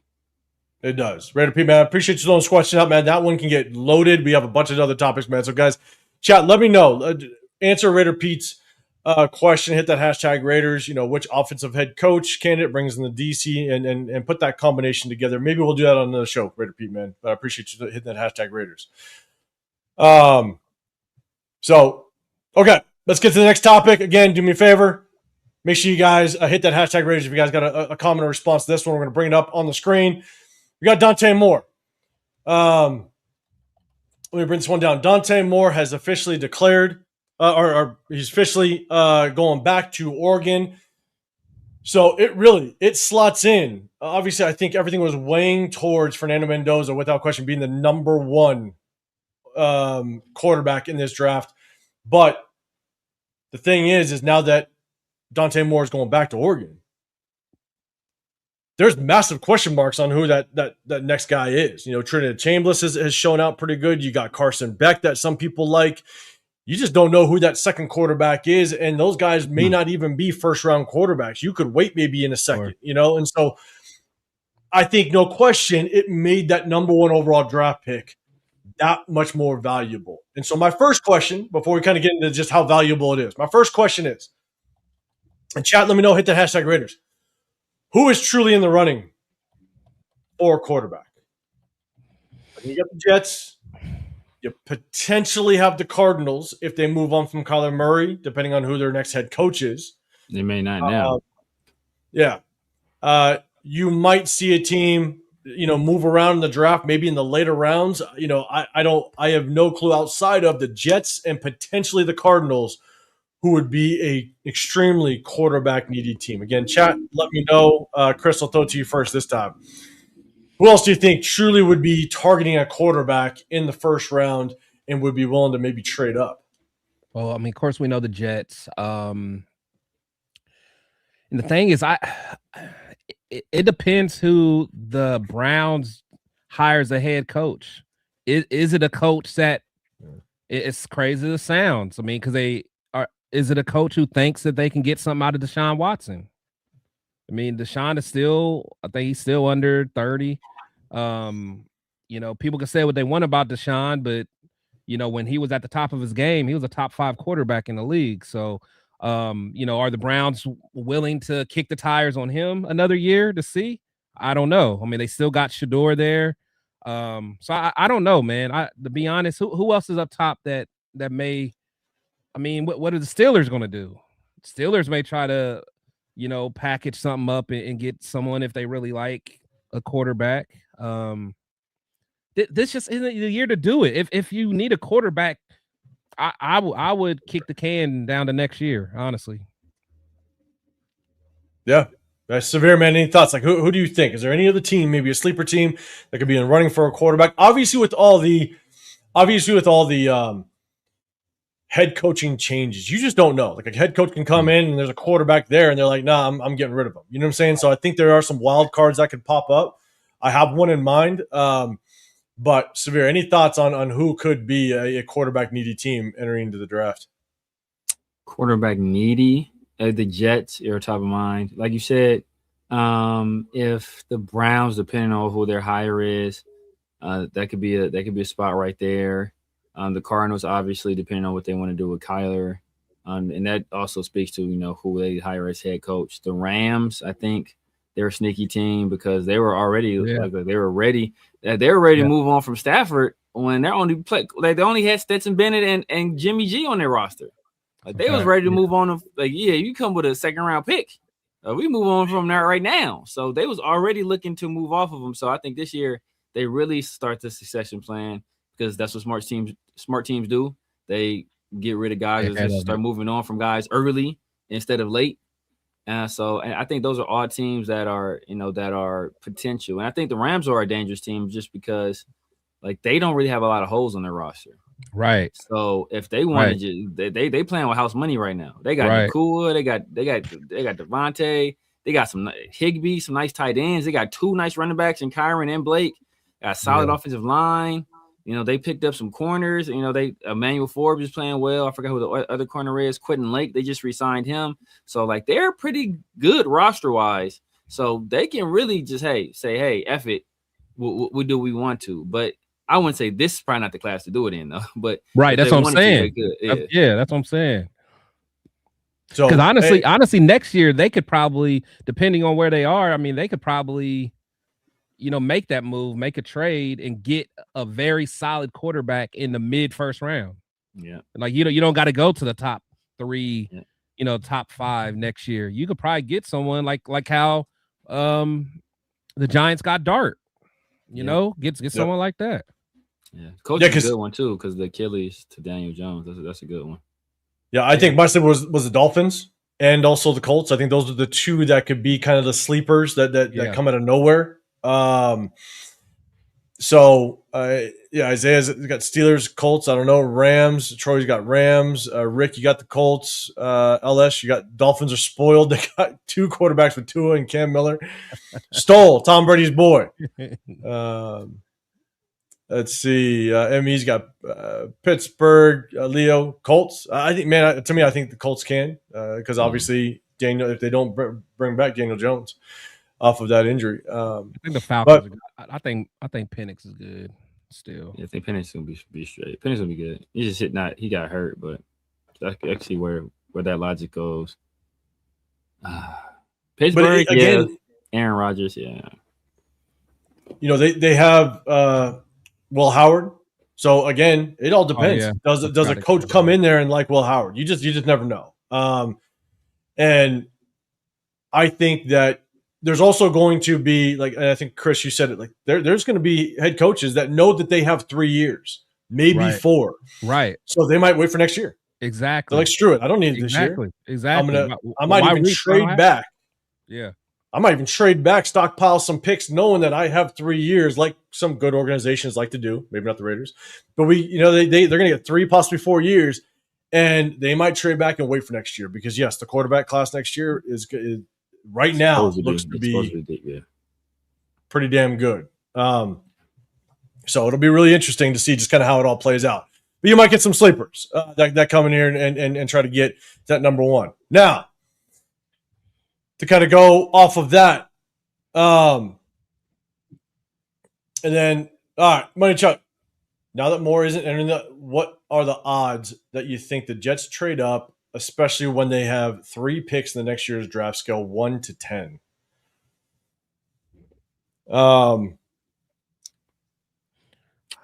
To me, I think it's at least, I'm going to give it an 8. Now that Dante Moore's out, I'm going to give it an 8 because you got, I'm blanking on the head coach's name over there. Aaron Glenn. Aaron Glenn. He's now in his 2nd year. Yeah. If he's given 3 years to potentially make this work, maybe 4, depending on how the Jets work, and Jets are just, they're as bad as an organization as we have been in a long time. I don't know how long they're going to give him. It's going to give you 1 year to prep the kid. Maybe you see some progress in year 2. And then you're maybe fighting for the playoffs in year 4, and hopefully everything works out. I could see him in kind of that mode of, I need my quarterback this year. I didn't get it or next year. I didn't get it this year. I need the guys. I'm going to kind of give it an 8.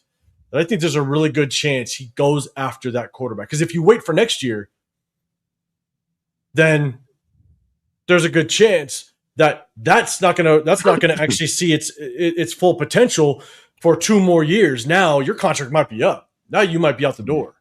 See, the thing is with that, the moves that they made, because they traded what, Sauce this year, right?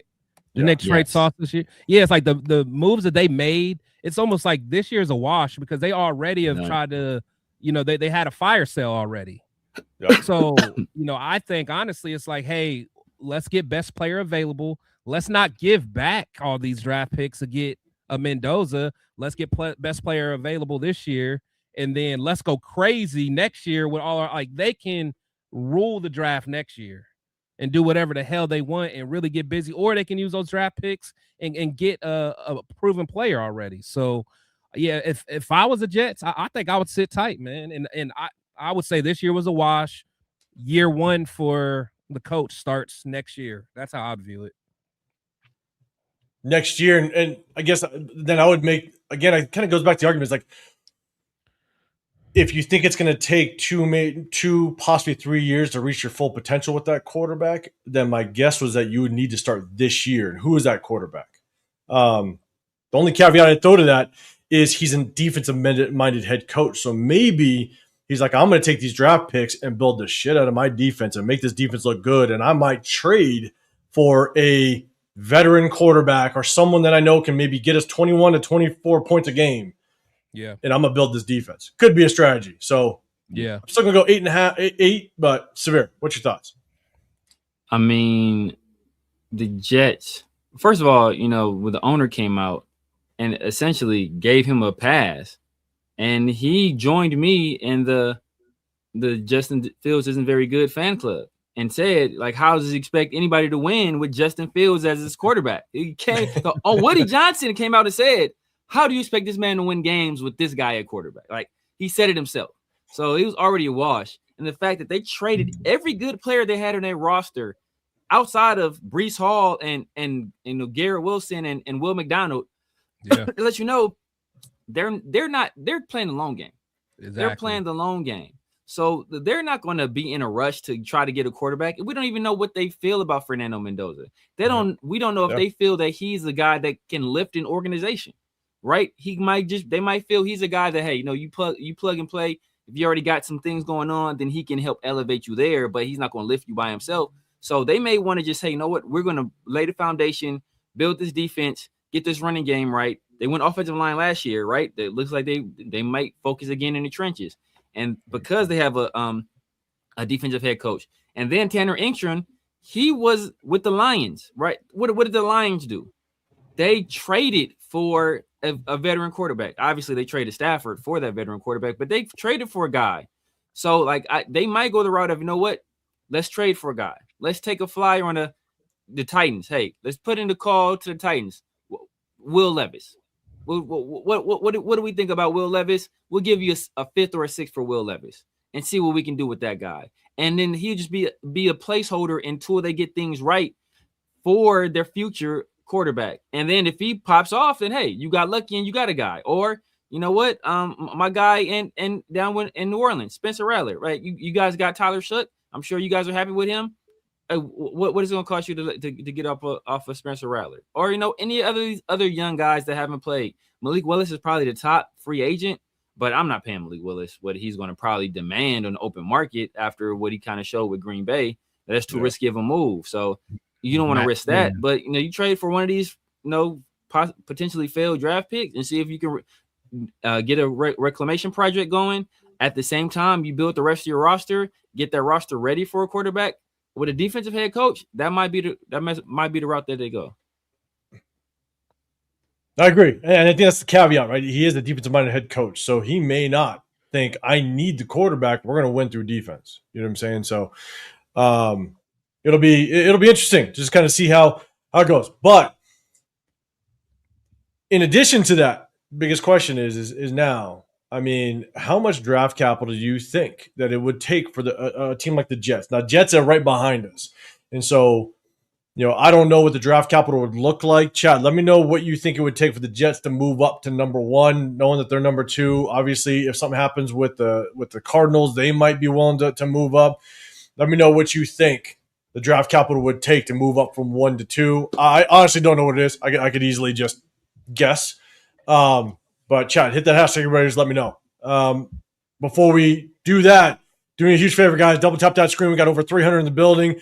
We do a sub-only chat to show appreciation to our subscribers. We definitely appreciate y'all. Just a heads up, we're going to break down game film in the offseason. Free agents as well as college prospects. We're going to break that thing down, and there's going to be a lot to kind of go over. We're definitely going to break down Mendoza's game film and hit you guys with that. But you got Chris Textual Podcast over here. You got The Severe Raider. I'm 805 Raider, RealTalk Raider Nation. We definitely appreciate y'all. Double tap that screen, hit that like button. We rock with you every Wednesday as well as Sunday evenings. We appreciate y'all pulling up. So, Severe, I'll throw it to you first this time. What do you think it's going to take for the Jets to come up? Do you think it's going to take 3 threes? It's going from 2 to 1. So, 3 ones. We're only going from 2 to 1. What do you think that's going to take to potentially to move up and snag that spot if they want it? Not what we would be willing to, Chad. Not what we want, but what it would take. Realistically, now that Dante Moore is not in this class anymore, three ones, Yeah. 3 ones, Going up. 3 ones, and if I'm Spy Tech, I'm singing Fernando Mendoza's praise. Oh my God! Oh yeah, that's the strategy. Yeah, prospect.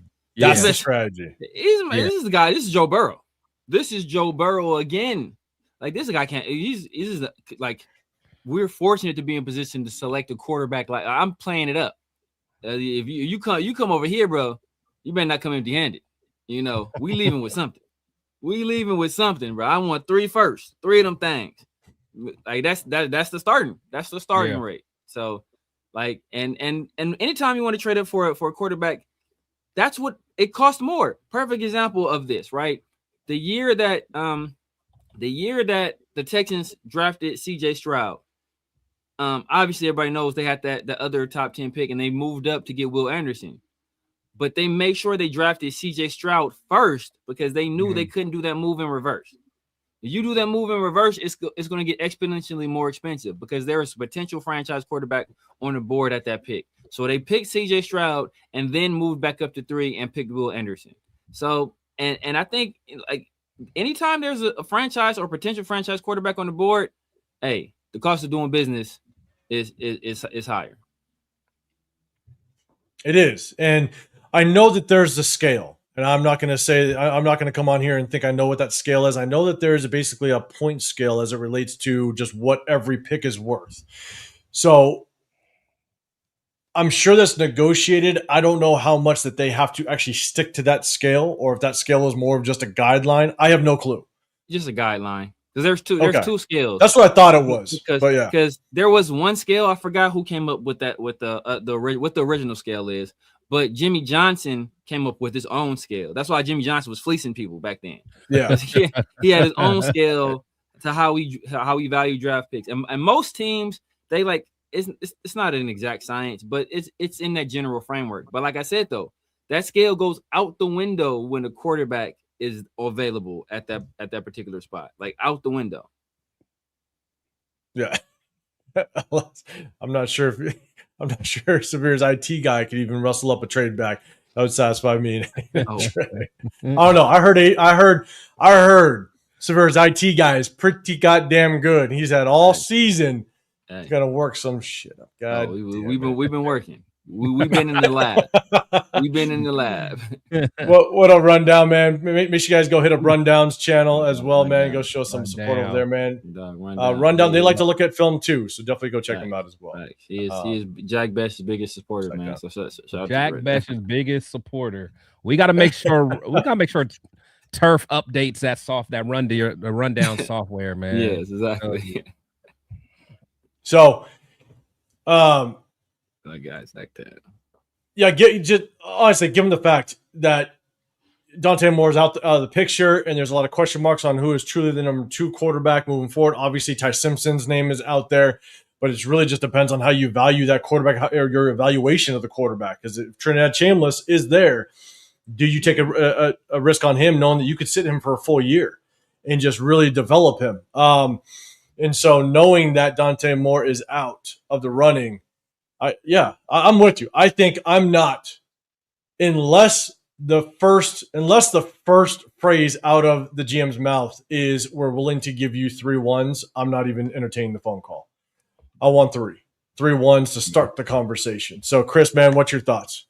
Yeah, no, for sure. Definitely 3 1s. And I even like what, I'd even consider what Benjamin's talking about. He said Jets can give me 2 first-round picks and Garrett Wilson. I'd rock with that. I think I'd rock with that. Considering where the Jets are, you got you a bona fide number 1 wide receiver that's still young. I mean, because honestly, that's what we need. Whoever our future quarterback is, give him more weapons. Imagine an offense where we can actually build a line, get Jeanty together. You got Brock Bowers. You got a Garrett Wilson. Now bring a young quarterback in there. Now he can rock out. Because Jeanty will be better. That could be. I would honestly. I like Garrett Wilson. I do like Garrett Wilson as a receiver. I'd still I think 3 first-rounders would still have to be in the deal for me. Oh, but Garrett Wilson's a for sure. He is. Don't get me wrong, but I think need the quarterback. Like, I want the quarterback. I want to be able to have the draft capital. If we don't get a quarterback this year, you could obviously trade back. Maybe Chambliss is your guy, or Ty Simpson, whatever it may be. I'm not saying it is. Chat, don't get crazy. But I'm just saying you still need to have that ability. If you don't get the quarterback in that first overall pick, I want as much draft capital, even if we mess around and win like 8 games next year, and you find yourself at like pick 12 or 13, I want to have every single draft capital move up to 1 if I needed to. So to me, I was like, man, I still think I want 3. I mean, you would, because the Jets aren't going to be that. They're playing the long game, so they're not going to be good next year. And as much as we love our team, we're not going to be good next year. We'll be in a perfect position to be able to strike to get a quarterback next year. Yeah, maybe. Where'd Severe go? Lost Severe for a second. We'll see. Well, now he's still there. His camera just went down. His camera went off. All right, Severe will pop back in. So I mean, D Keegan. So it's like I see it. I see everybody's like Mendoza equals Super Bowl within 3 seasons. Like I know that's the excitement. That is the excitement, and everybody is going to be basically saying he is the guy, and everything looks good. Everything looks right. You know what I'm saying? I don't know. It's we're not getting to that just yet. Rundown. Yeah, 3 1s, nothing less. For real, we have to basically swap Jets position to get a quarterback next year. And look, if you get 2, then you can move around if needed a little bit. It's Instagram, Mendoza sweepstakes. 2026. 2, 16, 13, as well as 2027 Dallas first rounder. They should do that if they do. Are you saying from Dallas? So get Dallas's. Yeah, So if we yeah, trade sure. with Dallas, or no, the Jets, they have Dallas's the first Jets. rounder. My bad. Yeah, they have Jets Dallas got first Dallas's rounder. first 'Cause rounder. they're not going to give us their first rounder because they know they suck. So Yep. they're going to give us the lesser of the two, which will be Dallas's. But man, 2, 16, 33, man, that's a yeesh. That's a You still haul. get 2? That's like a Man. mock draft simulator trade. That's what that is right there. Yeah. That's why I was like, that's not gonna happen. That's crazy. But hey, because that's 2 first and that's 3 first and a second. That's great. That's crazy work though. That's crazy work. That's crazy work. I mean, you have to at least field that phone call. If you're willing to give up 3 firsts, you got to field that phone call. Yeah, Fernando Mendoza going to be working at T-Mobile. He ain't going to have nobody. Man, I was about to say they must think that dude's Peyton Manning. They must think, you know. Chad, let me know what you think about Archie Manning because he's asking, do you think we should go for Archie Manning in next year's draft? I haven't watched enough on the kid to know. People want him to be the guy so bad. Yeah, there's potential there, but I mean, first of all, are you going to be in position to draft him? You know, does he decide to come out? People thought he was coming out this year. Right. You know, so I'm like, he has a ways to go, man. He has a ways to go. He does. He does. Show Deuce, hashtag Raiders saying Jets can give us picks. Yeah, 2, 33, 44, and then 2027 first round picks for next year. We gotta, if we move, we gotta fleece somebody. I mean, we're set. You gotta set the foundation. Treatment. There's no Vaseline. Oh man. Okay. All right. Just kind of threw that down, guys. Let me know if there's anything else in the chat as you see it. I'm behind a little bit. I'm about I'm just a few minutes behind. Let me ask you this, Mr. Keegan. You keep talking about this Eli. It's like the second time you put that. How many Super Bowl rings does the Raiders franchise have, and how many does Eli Manning have by himself? Ree got 3. Eli got 2. 2. Hey, if we get an Eli Manning over here, I'm good. I'm good. I'm good. Give me 2 rings, bro. I'm straight with that. I'm straight with that. But would you be good with an Eli Manning minus Strahan and all them boys? Hey, AP, give me Eli. Justin Tuck. He win. If he won, he won. I don't give a damn what happened. He won 2 of them, and he delivered the goods when it mattered. He did. When it mattered, he did. That pass to Mario Manningham. People talk about that David Tyree one. That was nice. This wasn't good. That Mario Manningham pass, bro. Oh yeah. It's very few people in the history of the game that can make that throw. That's true. All right, so here we go. Chill right. To be honest, the value of the first overall picks dictated how many quarterbacks in next year's draft will teams value more than Mendoza. That's kind of what Chris touched on a little bit, as well as myself, basically saying, look, like there might be some quarterbacks in next year's draft that teams really like and they're willing to wait. And so let's see, money check. If trading the first overall pick is so wise, you haven't more teams done. Then why haven't more teams done it? Also, when it has been successful for the teams who traded it away, the Bears. I mean, the Bears are probably, and they're in the playoffs. We'll see how far they go and how far it takes them. But so far, the Bears could be the probably best example so far. Yeah, I mean, outside of the Panthers, it ain't been that great for teams that have traded for it. And the Panthers, it was looking spooky for the Panthers for a little while. They messed around. They drafted Tedoroa, and it changed things for them. Yeah, and look, we'll see just kind of how they piece that together as well. What up, Jay? What's going on, man? Good seeing you in here. I'm trying to think of people that guy. I think Jeff George was one. A team traded up to draft Jeff George. How'd that work out? How'd that work out for that team? They traded up for Jeff George. Rocky, who are the top offensive linemen, free agents? I know everybody's talking Linderbaum because we need obviously potentially a center. I don't know just yet. I'm going to start doing my homework. I'm starting to do some homework on some college guys, and so I don't know just yet, but we'll definitely tap into that. I don't know off the top of my head. Chris, any thoughts on offensive linemen just yet? Yeah, I was kind of looking at that the other day. Yeah, Linderbaum.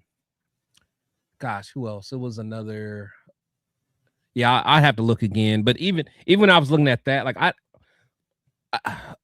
even him, like why?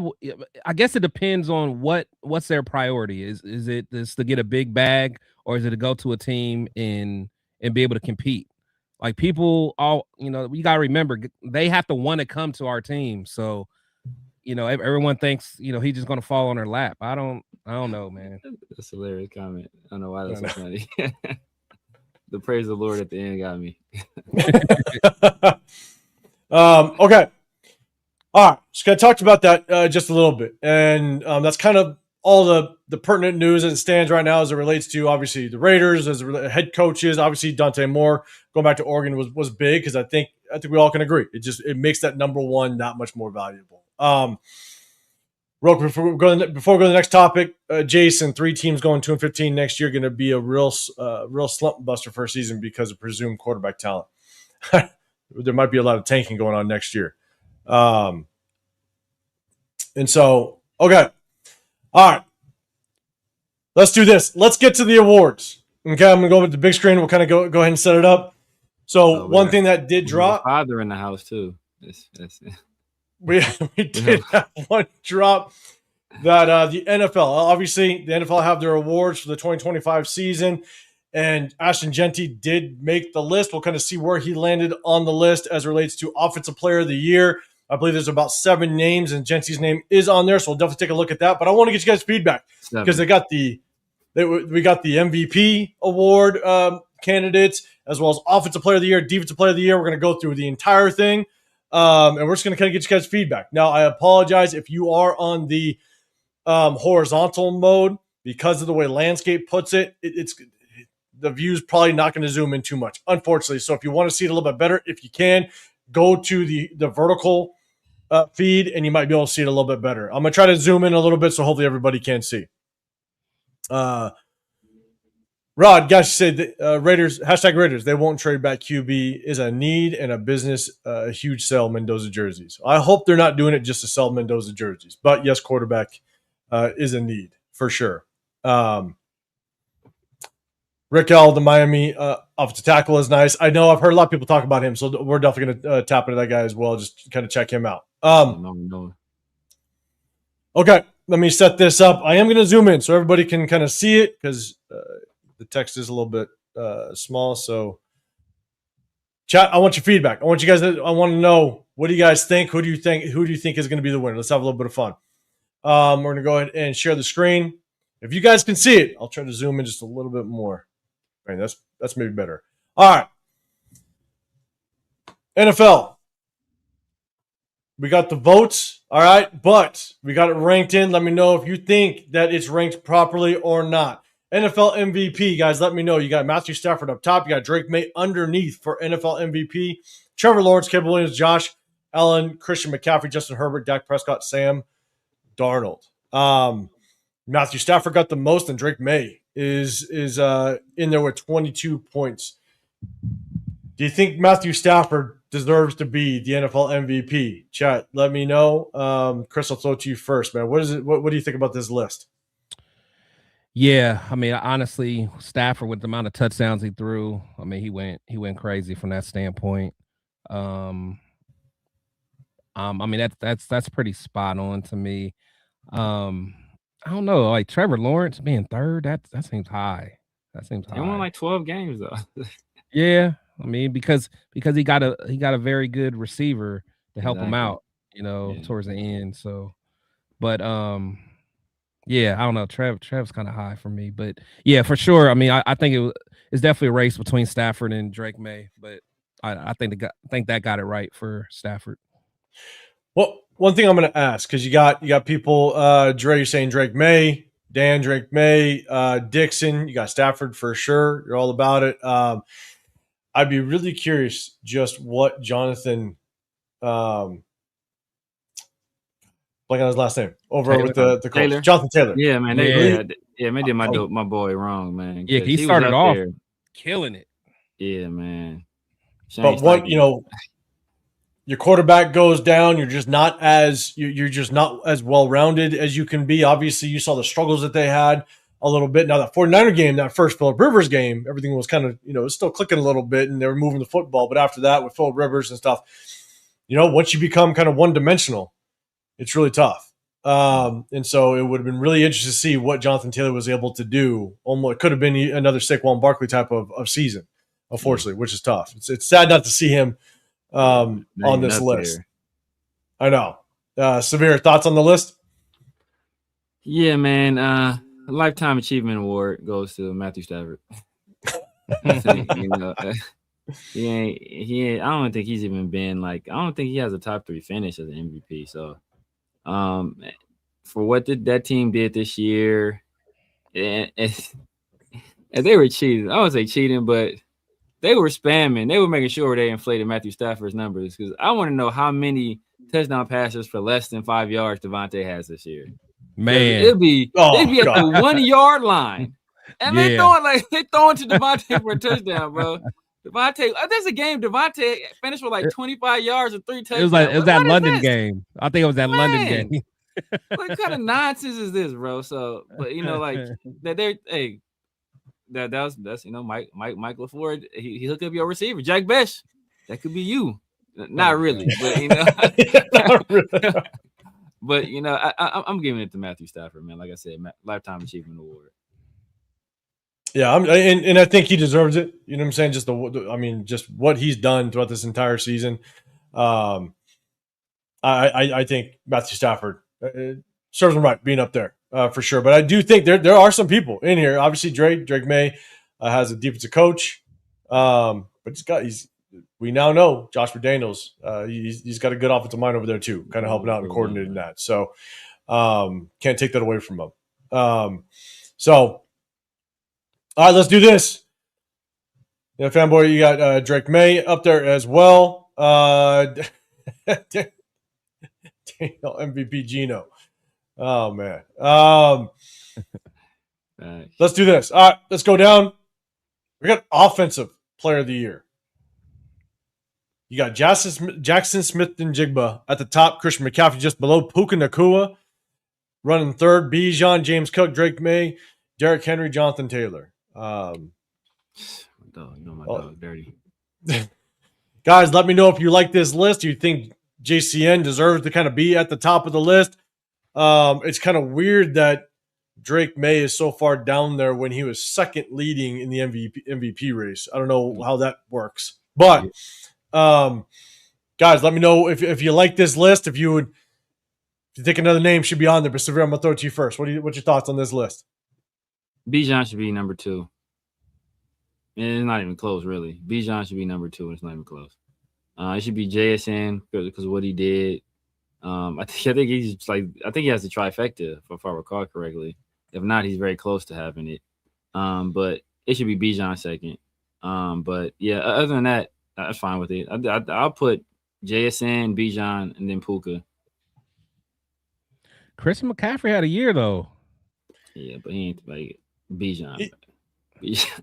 He had a year, but I think I'm talking to Dr. Umar. Never mind. Go ahead. Nah. Go ahead, man. Go ahead. Nah, look, I ain't trying to hear that. Y'all already know. As a certain linebacker, I'm not going to bring up. Y'all trying to. Look, my boy Luke Kuechly still. He can lace him up today. So, but nah, Bijan's just crazy, man. The stuff he was doing, it was a freak show every game, man. The stuff Bijan was doing. Bijan cold. He's cold. And the thing is, Bijan, he really doesn't have much help. He's got Drake London, but at the same time, you have Kirk Cousins throwing the football that's not slaying that thing all over the place. You know what I'm saying? Like, the only thing you can he was lucky enough to kind of be able to get those breathers with Tyler Algier going in and stuff like that. But what Bijan can do with the ball and the way he can create is pretty damn good. Christian McCaffrey, I think he's also benefited from just, and not to take anything away from him, he's a baller without question, but Shanahan just really knows how to use him, put him in the positions where he can be successful. He cooks, man. He cooks. But I struggle not to put Puka up there at possibly number 2. Like the numbers Puka has put up, everybody thought he'd fall off because Devonta Adams got there. Yeah. And he is still just, I mean, he's untouchable as a receiver. Yeah. It is wild what he does over there. Yeah. Yeah. Look, I sent this to the chat. I know my dog ran down. He probably gone already. But I was talking to this. The game that Puka Nacua had against, I want to say it was the Seahawks. He had 225 yards that game. 225 yards. You know how many yards Jack Besh has for the season? For the season. 224. Puka Nacua could have, he could have done. If they could have, it was a competition to who was going to have more yards. Puka Nacua could have had that one game and be like, you know what? I'm a rest. I'm good. And he would have still won that competition. That's how crazy he is. Yeah, and Isaiah, you're saying CMC just got that check down catches, man. Had him in fantasy football. I did too. He actually won me my fantasy football. Him and Puka Nacua, I had them both, which helped me out. But yeah, I think Shanahan does a really good job of just putting him in position to just find success, where Bijan has to do a lot himself. And so I put him up there, but man, not putting Puka. I would, in my opinion, I'd put Puka at number 2. That's where I'd put him. Chris, what's your thoughts on the list as a whole? I'm not mad at McCaffrey being 2, but yeah, it's tough, man. It's kind of like what do you value the most? Yeah, Puka, like you said, Puka was damn near unguardable. I mean, you just and you could tell like half the time Stafford, he didn't care if he was double teamed or whatever. He just still threw it. Yeah, like he wasn't like schemed open. He won his one-on-ones all game long, which was crazy. And I feel like, and didn't he miss some time too? Didn't he get hurt? He got hurt one game. It was only one game, but it was I think it was halfway through the game, so it wasn't too bad. So but yeah, I'm not mad at that list, but I could see the argument for wanting to move some of the other guys up. And it sucks for Jonathan Taylor because he started the season off so cold. Like I thought it was going to be another one of them seasons, man. Like you said, like a Saquon type season, but then he kind of fell off. And even Derrick Henry had his times, but them fumbling issues. But yeah, I'm not mad. I'm not mad with that. I can see that. But if you did move Puka up, I wouldn't be mad. If you move Bijan up, I wouldn't be mad. But me personally, I'd probably keep McCaffrey second, just because that 1,000 yards running and pat. I mean, he's just a true weapon. Yeah, and Raider Nation 510. You think you're talking about Travion Henderson? Don't worry, he's on another list. We're gonna get down to that other list. Don't you worry. You're gonna see that name pop up. Spoiler alert. Guess who? we're gonna get there. Don't worry. Let's see. Okay, let's do this. The only name that I think, it's not that I'd move him around on this list, but I think what James Cook has done for that Bills offense is pretty damn impressive, because there's no other weapons over there for the most part. I mean, Josh Allen can run, but it's Josh Allen and James Cook. Yeah. You know what I'm saying? There's no real other offensive weapons over there. And so what James Cook has been able to do. I don't think they but Kincaid and Knox, yeah. But cool. Like I think James Cook and maybe Bijan are in the same situation, to where it's like you're kind of the whole team for the most part. Yeah. But I'm not saying I'm moving him. I just put James Cook in a situation where you got to worry about other players for the most part. He might be even more deadly. SoCal, the Bijan cutbacks are nasty. They're nasty, bro. Insane. Yeah. And he averaged like 5 yards a carry. Yeah. Yeah. What up, my two? What's going on, man? Okay. All right, let's scroll on down. We got offensive player. Let's go defensive player. I think I don't know if this is much of an argument. So, Chad, let me know if you like the list. If you move this list around, Chris will throw it to you first. You got Myles Garrett up top, Will Anderson, Nick Bonito, Brian Burns, Danielle Hunter, which, man, I think Brian Burns just kind of had a sleepy good year. He was balling. He was balling, but just nobody really talked about it a lot. Yeah. Danielle Hunter, Carson Schlesinger made the list. Micah Parsons. Damn, Carson Schlesinger made the list. That's crazy. We are gonna review at a later date. Maybe it'll be a Wednesday show. Tapping for that one. We're gonna talk about the rookies that did well this year. We're gonna have fun with that one. So, Chris, man, what's your thoughts on the list? Chat, let me know as well. Do you agree or disagree? Would you move guys around? Let me know. Chris, what's your thoughts? Yeah, no, I mean the top two for sure. Honestly, Brian Burns was playing out of his mind, honestly. So I if you moved him up to 3, I wouldn't be mad. But Nick Benito, I mean that whole offense, that whole defense is crazy. Yeah, they just go crazy. But no, I'm good there. Myles Garrett, I mean the season he had this year, the impact he did with the amount of snaps that he did it. And the amount of double, triple team. I mean, triple teams. Yeah, like it was just unreal. Like that season, honestly, he's gonna have to be in the conversation of the GOAT as the defensive end. He's gonna have to, man, because he ain't done. He's not done. Exactly. He's not done. And like who would you guys put as like? Who, like LT or LT was, I mean, you talking about just edge? You talking about edge? Yeah. White, I guess White would be it. Yeah. Bruce Smith got the record. Yeah, but it's like, but to me, Miles he's more dominant than them. Oh yeah. Cause it's like it's different. I mean, Reggie was my dog. That was my dog, man. Reggie was crazy though. Yeah. Now Reggie though, just as an overall defensive player. It's LT and then like Reggie right there. Those are the two guys. It's like separated by like the fingernails width. Yeah. Because remember, think about where the Eagles were when Reggie White was there. They were a competitive team. Like, yeah. And as soon as he leaves, they fall off. And think about where Green Bay was before Reggie White got there. Yeah. As soon as he gets there, they win the Super Bowl. Yeah. Yeah, they win the Super Bowls with the welfare thief. Like instantly. The welfare thief. Yeah. And shout to our chat real quick, because even when we bring up just defense, the name Tyree is never safe.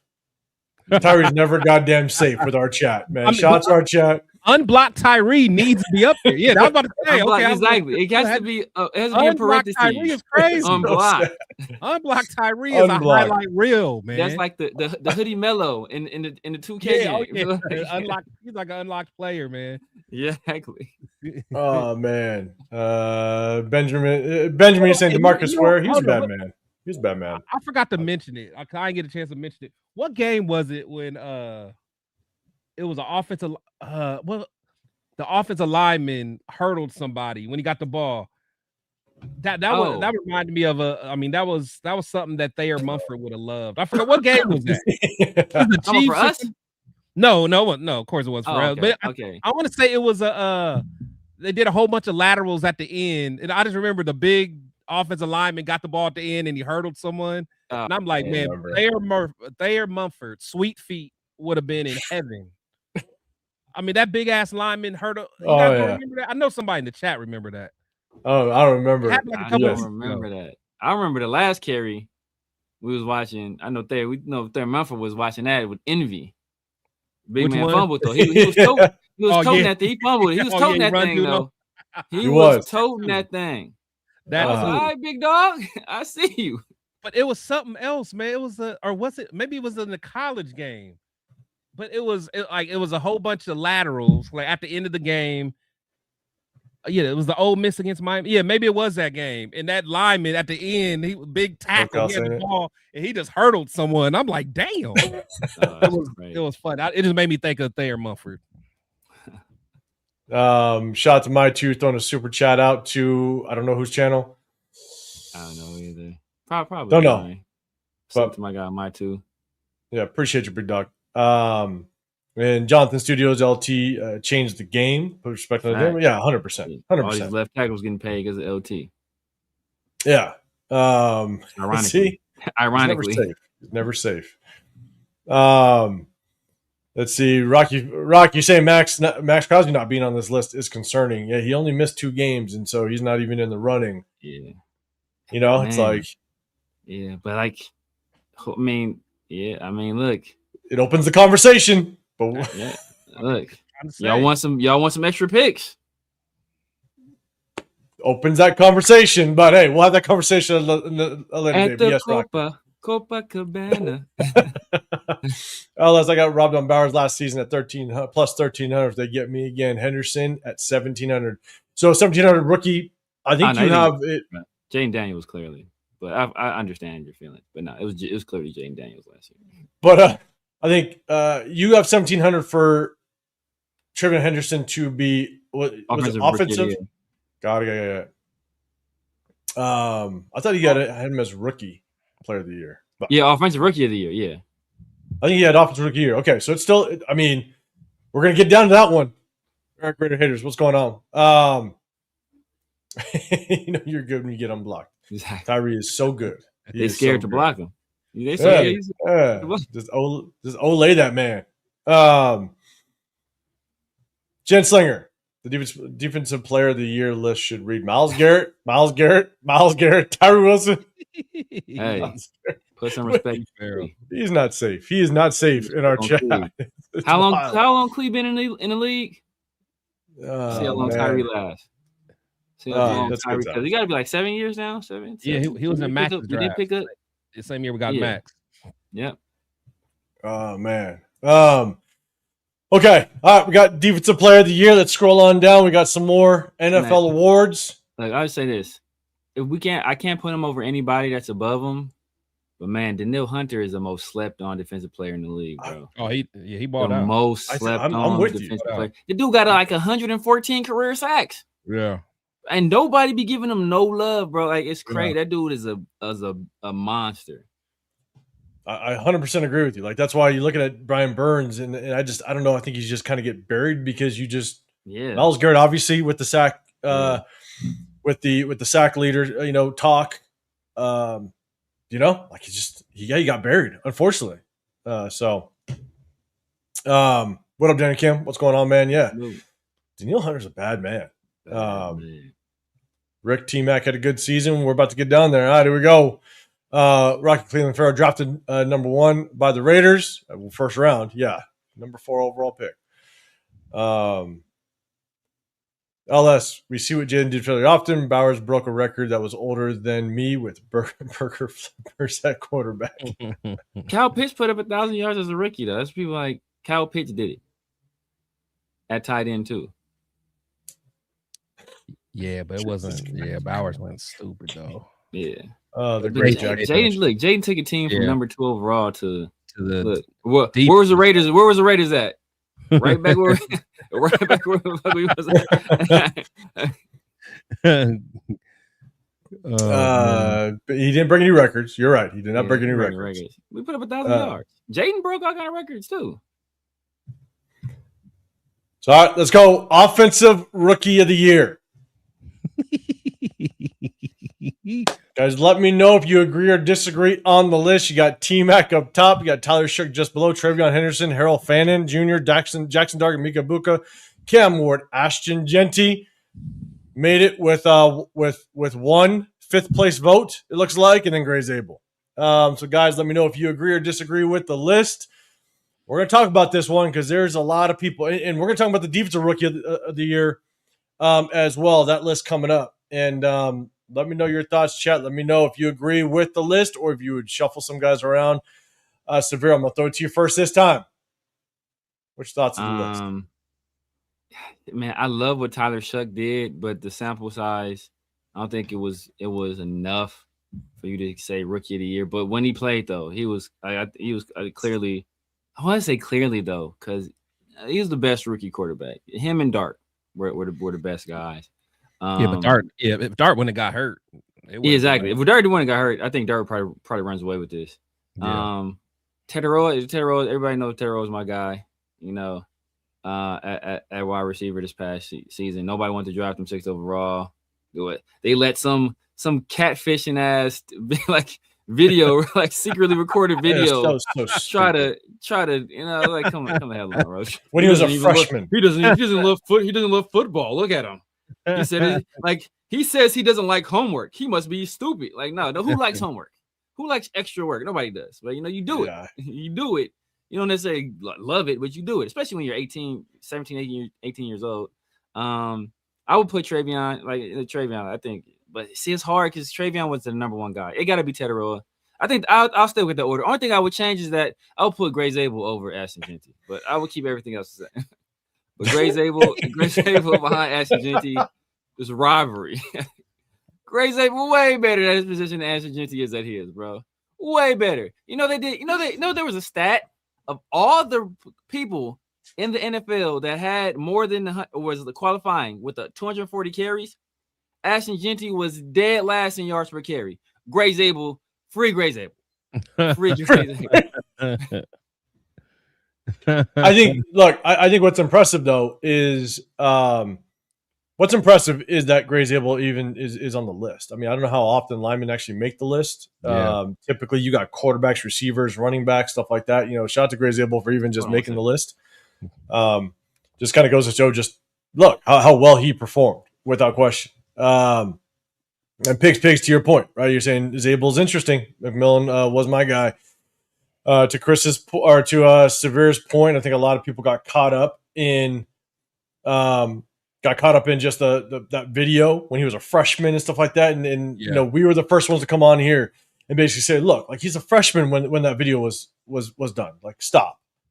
But I know a lot of like the bigger content creators, they made a big deal about it just to kind of make a big deal, So that video was crazy. So Chris, thoughts on the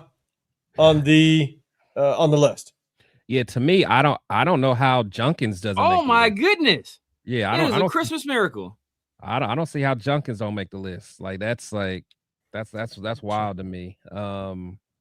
Because honestly, for most of the season, he was the leading. I mean, he was out rushing everybody. As far as the rookies go. So, yeah, and Jeanty, I mean, it's just, yeah. To me, with Junkins not on there, I don't get it. Dart, with him getting hurt, I kind of understand, but to me, Dart made the most impact while he was playing. And then McMillan, he balled out. I was wrong about him. He balled out. He did his thing. So I think I have a little bit of an issue with Dart where he's at. I think Emeka Egbuka could probably go above him. Just the impact he had for the Bucks when Mike Evans went down. Yeah. He was the clear cut number one, and he was the only one because Chris Godwin was gone too. And so he was literally a rookie having the only attention against defenses, and for him to literally be probably the second, he is without question the second best rookie receiver out of this class. Yeah. And I just like Jackson Dart was good. Don't get me wrong, but I think he gets that spot because he was the quarterback. But you got to think he lost his number one receiver and running back. Like he literally had to do it by himself. Literally.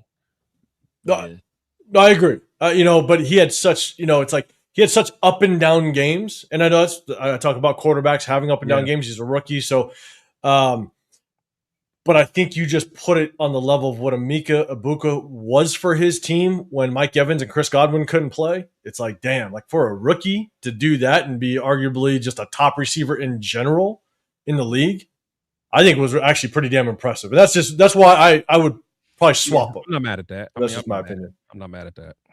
Yeah. So for me, and look, people want to talk when we went live on Sunday, and I talked about just Fernando Mendoza, right? Just there are going to be some times where look, like you just question some things, just how it translates and how his game can transfer to the NFL. It's questions. Not saying he can't. It's just questions. Like I think T-Mac deserves the number one. You guys know like T-Mac was my number one guy going in the draft. Yeah. Look, when you watch T-Mac, it's the same knock that I had on him when he was coming out of the draft. Like I think T-Mac, I think he uses his speed, he uses his height extremely well. But man, like he's a good receiver. I think what is going to allow him to be great is if he crisps up his route running. Yeah. Yep. If you watch him, his route running, what I saw in college, he got away with it in college because he was so much faster. Yeah, he was so much more athletic and taller. Yeah. Like he rounds his routes a lot. I think for him to be good, he keeps up on what he's doing. For him to be great, I think he's got to just crisp up his route running, and that could get him to like a top 5 receiver. Yeah. And you still kind of see that with him. I seen him do some. I seen him put some people on skates. No, I'm with you. So when you like think about it, he's 6'5" or 6'6", closer to 6'6". Yeah, with that kind of speed, and his movement skills are incredible. Like you were just watching him run on the field. It is. So I mean, I think he'll still be able to get away with it for the most part because it's not too many corners that are going to be able to deal with his combination of height, speed, his arm length, his jumping ability. Like I agree. He's a lot to deal with. Like your only way to attack him is like with physicality. And if he starts putting on weight, he's Samoan. He starts putting on weight, it's over. So no, I agree, but I think that there's a difference between him being really good and him being a top 5, top 3 receiver in the National Football League. You know what I'm saying? Like being that generational. When you pick him, in that top 10, I think what do you go 9, 8 or 9? Something like that. When you get picked that high, it's like you want to be again, like we put it on Jeanty, like we'll put it on Mendoza. We put it on Tyree. You get picked top 10, you better be one of the best to ever wear that uniform, one of. And I think for him to get to that top 5, top 3 conversation consistently, I want to see him just be sharper. I mean, you can go watch him in that playoff game.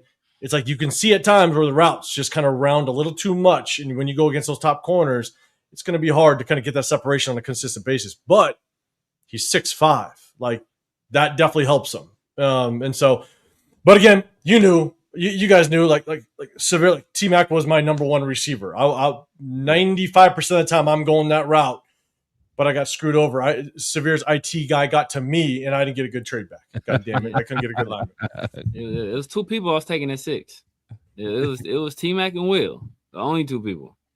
Yeah, and shout out to you, shout out to Chris. Will Johnson was your number 1. Yeah, and we're gonna get to the defensive side, but Will was your number 1. You know what I'm saying? And so for me, it was T-Mac or lineman. I'd like to Kelvin Banks at that position. So I would have been cool with Kelvin Banks too. Yeah. So let's see. Eddie in the building, you're saying McMillan had a great year for sure with an average quarterback. And I think that actually makes it even more impressive. That's one thing that I forgot to mention. Like, you got Bryce Young. Imagine T-Mac with a top 5 quarterback. Yeah. Like he could be nasty. Imagine how many touchdowns he'd have if he had Mike LaFleur calling plays for him, like throwing 1-yard touchdown passes. Clint Kubiak.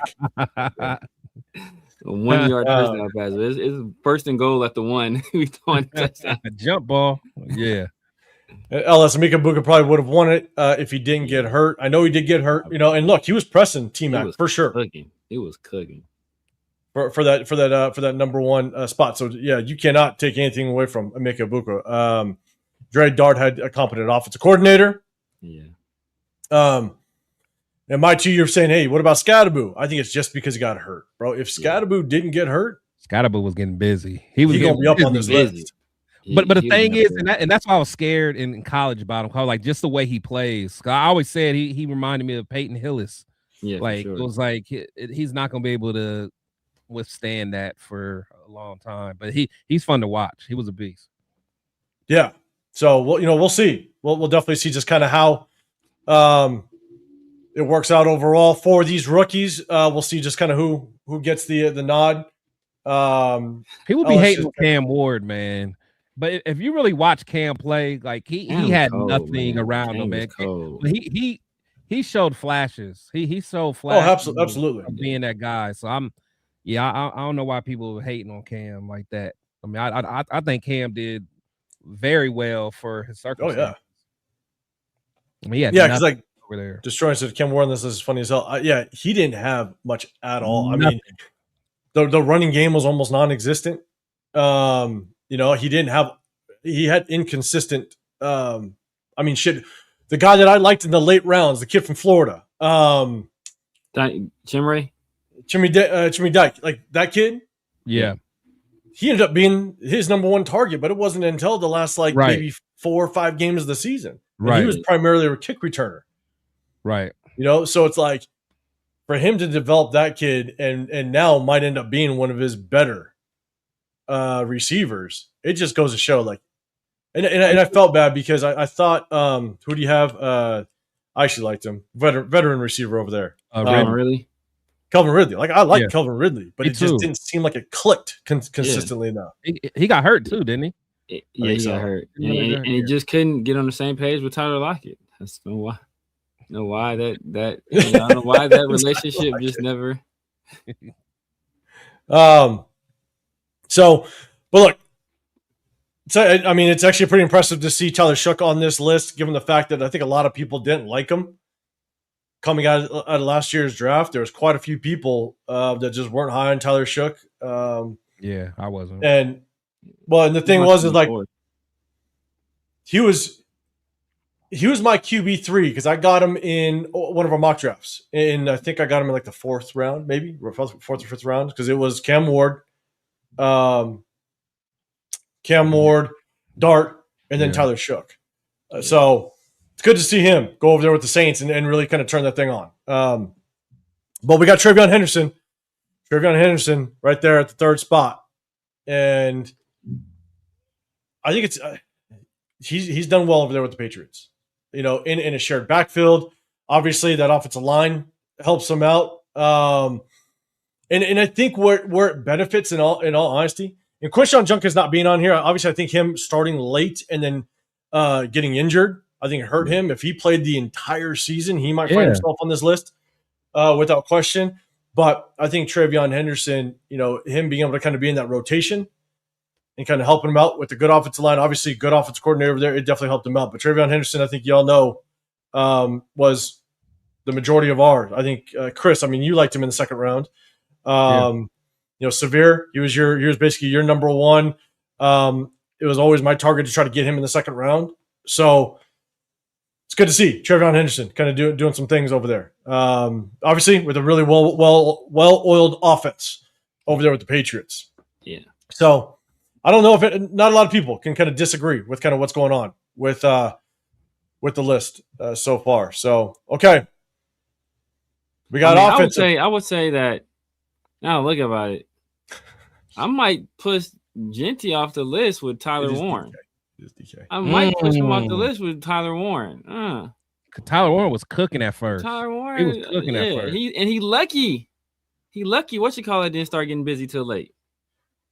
Loveland went this year, right? Loveland was rookie this year, right? Yeah. So you lucky Loveland didn't start getting busy till late. He'd be completely off the page. Tyler Warren. I mean, I know he's doing really well. I didn't know how well he was doing. I didn't really track him. He started off hot. He kind of tapered. He's like Jonathan Taylor. Like he tapered off once the team stopped having success at first. Yeah, because they were the last. He was getting carries. He was like running. Oh yeah, he was on everything. He was doing in college. He was balling. So, all right, cool. Let's make this thing work. Let's go down to defensive Rookie of the Year. Let me know if you guys agree with this list or not. You got Carson Schlesinger at the top of the list. Kind of run away with it a little bit. You got 23 votes. Nick Emenwari from the Seattle got 18 votes. James Pierce Jr., Xavier Walsh, Shahad Campbell, Abdul Carter, and Jonas Sanker getting 1 vote on there. Jonas Sanker, he was that corner? Yeah, I think so. Yeah, I think he was the corner. So, guys, let me know what you think of the list. Hit that hashtag Raiders. Chris, I'm gonna throw it to you first this time. What's your thoughts on the list overall? No, I like it, but you know, I don't know how my boy Will Johnson didn't get on there. You know, but it's hard to get on there as a corner. It is weird that he didn't get on here. I don't know why. You know, he had a lot of PBUs. I mean, for the time he was playing. So, but Carson balled out. I mean, you could tell, like, he commanded. He was a leader on that defense. Because even as good as Myles Garrett is, he's like he's kind of quiet. So he like leads by example. He's kind of like that Barry Sanders type. He doesn't say that much, but you could tell like Carson was a leader day one. And all my friends that are Browns fans, I mean, they were saying that, just listen to him mic'd up and just, everything that they heard about him, like he was a true leader. So the Browns got them one. They got them one there. So Carson, salute to him. Yeah, 100%. So I'm gonna throw it to you here in just a second. We got Show Deuce. Oh my, that was already up. For you, Chris, how good would Will Johnson be if the Cardinals hired Minter? A monster. I'm telling you, man. Will Johnson, man, don't get me started. Will Johnson is cold, man. Get him started, chat. Get him started. Yeah, I just don't think y'all realize how cold he is, man. Like his instincts, man. The things I saw him do at Michigan, just the way he would finish the route for the receiver and just beat him to the spot. Like he was so. I mean, the instinct, man. It was almost like how Rod Woodson was. I mean, just so like just the way he could read what the receiver was doing. He's gonna be nice. Trust me, bro. All right, Severe. I'll give my take in just a minute, but I'm gonna throw it over to you in just a second. LA said I had money on Jahad Campbell for defensive rookie of the year. Isaiah, not sure what the stats are, but Warrior has a strong case for number one. Ooh, Carson got it. Rick Schlesinger balled out. Not bad for a former walk-on. Walk-on from UCLA. We'll talk about that. I don't even think he walked on. I don't even think he was there as a linebacker initially. I think he was there as a wide receiver first, if I recall correctly. Jahad Campbell is my guy. Really like his upside. LS, there's one defensive player who didn't make the list, and I'm disgusted. Yeah, probably Will. Or nah, defensive player. Ricky? Oh no. Who was it? Disgusted. Oh my god. Hey, Jacob Parrish was balling. He was balling. I can't even hate him. He was balling. I can't even hate him. Up and stout too. Up and stout. They both did their thing in the. Yeah. Don't worry. I'm sure that name will come up often during mock draft season. Bowman bought out too though for the Falcons. Damn it. Yeah. Let's see. Okay. All right. So. Severe thoughts on the list. Obviously, I know you liked Carson Schlesinger as well, but what's your thoughts on the list overall? I think Carson Schlesinger clear number one. I would actually put James Pierce ahead of Nick Emery, to be honest with you. To double-digit sacks. Yeah, he was cooking. He was cooking, and his pressure, like, he's double-digit sacks, but his pressure rate, I'm sure, was much higher than that. He was wreaking havoc for the Falcons. So. I think that's a guy. Other than that, I think I would keep the list basically the same. I will keep the list basically the same. Other than that, I'm glad I'm seeing Xavier Watts up there. He's a dog. Abdul Carter, he kind of started slow. He got cooking late, and so I think he's gonna be a problem. But yeah, I would. Only thing I would switch, I would put Nick Emery 3. I would put James Pierce 2. Okay. All right. Let's see.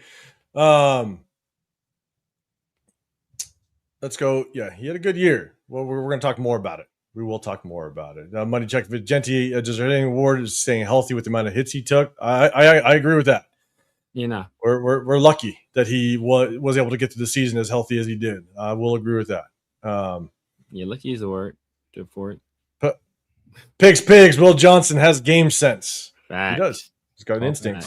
He's got very good instincts. That's one thing that when you watched his game film, and I think that was one of the biggest knocks is people were wondering, is he good in man coverage, right? And he kind of he knocked those down a little bit, but his instincts, it's crazy. In reaction time and zone was nasty. Yeah, it was nasty. He taking stuff to the crib. He taking it to the crib. Yeah. If he gets his hands on the football, he taking it to the house. Yeah, 100%. And so, what up, now, man? What's going on, man? Appreciate you popping up in here. Okay. So, man, my take. So I'll say this: Carson Schlesinger was my second favorite linebacker. Loved him in the second round. I like Jahad Campbell. My goal was if I had to trade back, if I had Severe's IT guy and I could trade back to like early 20s, I would have looked at Jahad Campbell. That was one guy that I really liked. Never had that opportunity. But Carson Schlesinger was my second favorite linebacker in that class. Severe and I had a conversation over at Barcode Burger, before the draft, because I was like, hey, you're a UCLA fan, man. Let me pick your brain about this kid because he looks damn good. Shout out to him. The one where I was wrong was I wasn't sure how good Nick Emenwari was going to be as it relates to just a box, like a free roam safety. I wasn't sure how they're going to play him. Yeah. And I was really questioning just his man-to-man ability, and his ability to consistently kind of tackle the quicker running backs, the quicker receivers in the NFL. And it looks like he's balling. And so I wasn't as high on Nick Emenwari as other people. And so he looks like he did damn good. I didn't watch a lot of James Pierce. I did like Xavier Watts. I never took him in the draft because I didn't think safety was a high enough need to take him at where he was getting drafted. Yeah. Abdul Carter was my number one edge. I definitely liked him. So definitely it's good seeing him on that list. Jonas Sanker, I honestly didn't even know who he was. So yeah, I'm not either. Yeah, I was lost on that one. But Carson Schlesinger, man, it's good to see him on there. Nick Emenwari, again, definitely proved me wrong in some areas. But it's good to see both Jahad Campbell and Abdul Carter, guys that I really liked in that draft. Look, I think that's – we got comeback player of the year. I don't know if we want – maybe we'll just look at it. But let me go through the chat real quick. Cobain, you got Xavier Watts. Yeah, I liked him. I didn't like drafting a safety that early based on what our safety room looked like. So many more needs. Yeah. Yeah, I was saying. I think Chris ended up taking him in one draft at least. Yeah, because he dropped. Yeah, he dropped in one. Because I think I'm not as high on. I wasn't as high on what's his name as you guys. Yeah. So I was like, yeah. I was hoping Pete was going to do work with Palomar, but obviously Pete didn't do a damn thing with anybody. So with anybody. With anybody. Raquel, I think at least when you're talking to this panel, you said, would you guys prefer T-Mac and Henderson over Jeanty and Besh? Oh, bro, that's not even close. You new here, man. Ask any NFL GM who would they prefer. You got two guys who are in the top 3 or top 4 for offensive rookie of the year, and you got a guy whose yards for the entire season was eclipsed in one game by Puka Nacua. One game. If for the record, none of us wanted Jeanty. Yes. Or Besh. Or Besh. Yeah. Or Besh. We said this clear before the draft, too. Exactly. Documented. And I think what makes it even more difficult is it's like you could question whether you get T-Mac because we didn't address the offensive line in the offseason the way that we should have. So it's like it sucks to be put in that position. If we would have addressed the offensive line properly, then maybe Henderson could come over here. And it's not to say that Henderson would have blown the top off in the backfield.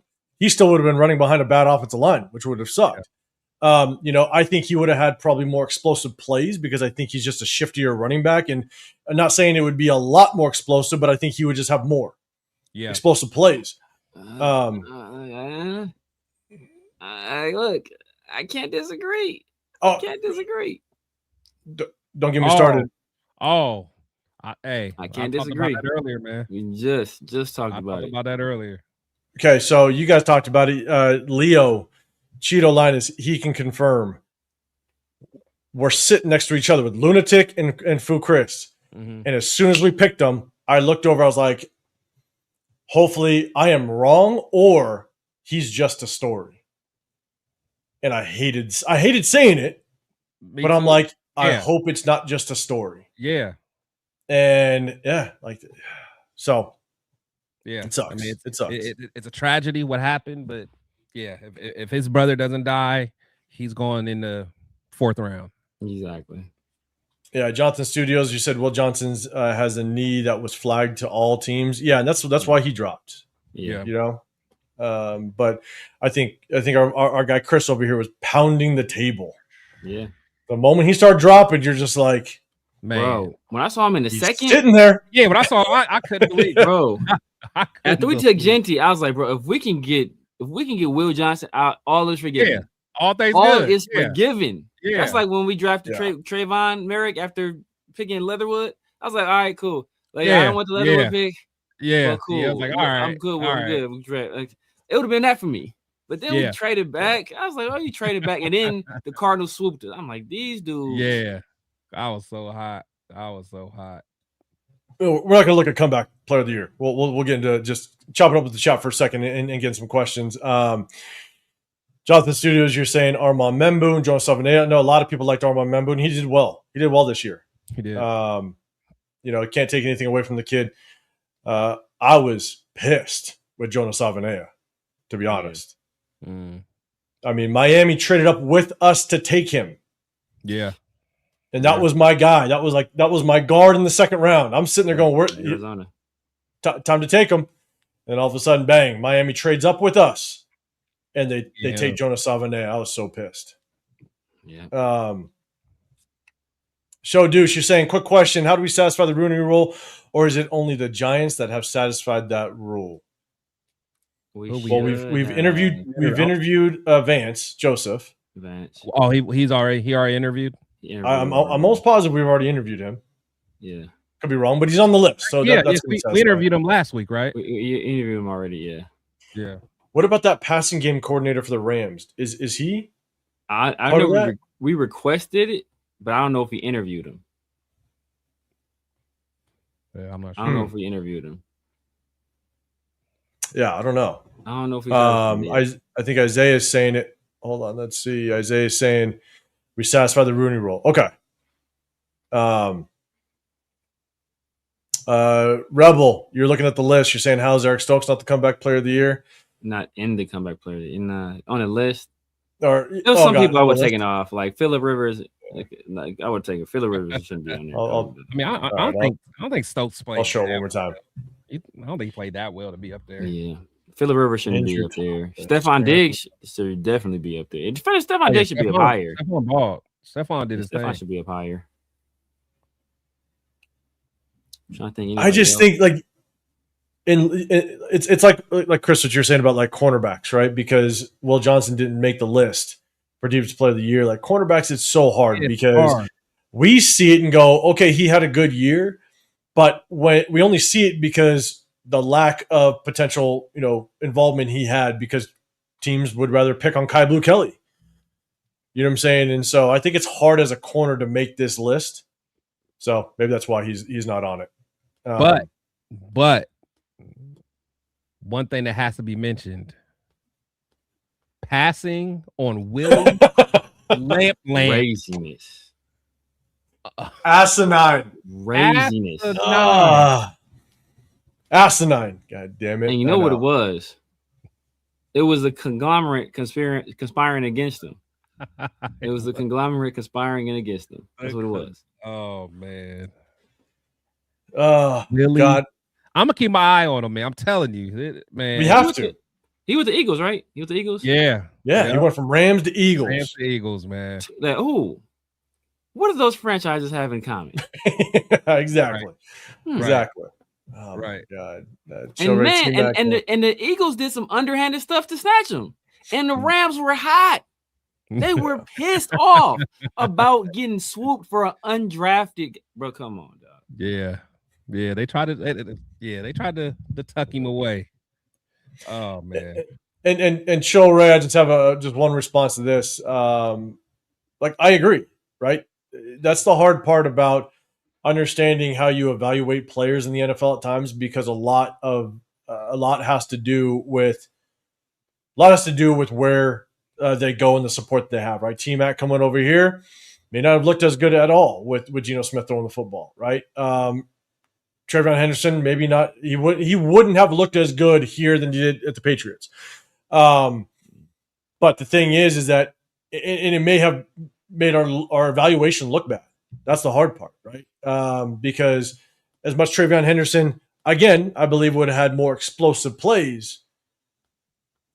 Just how much more, and would it justify maybe where you picked him? Who knows? That's the hard part. He would have got more carries here too, though. That's the thing. He didn't get so. The main thing I would have worried about him was would he have gotten hurt?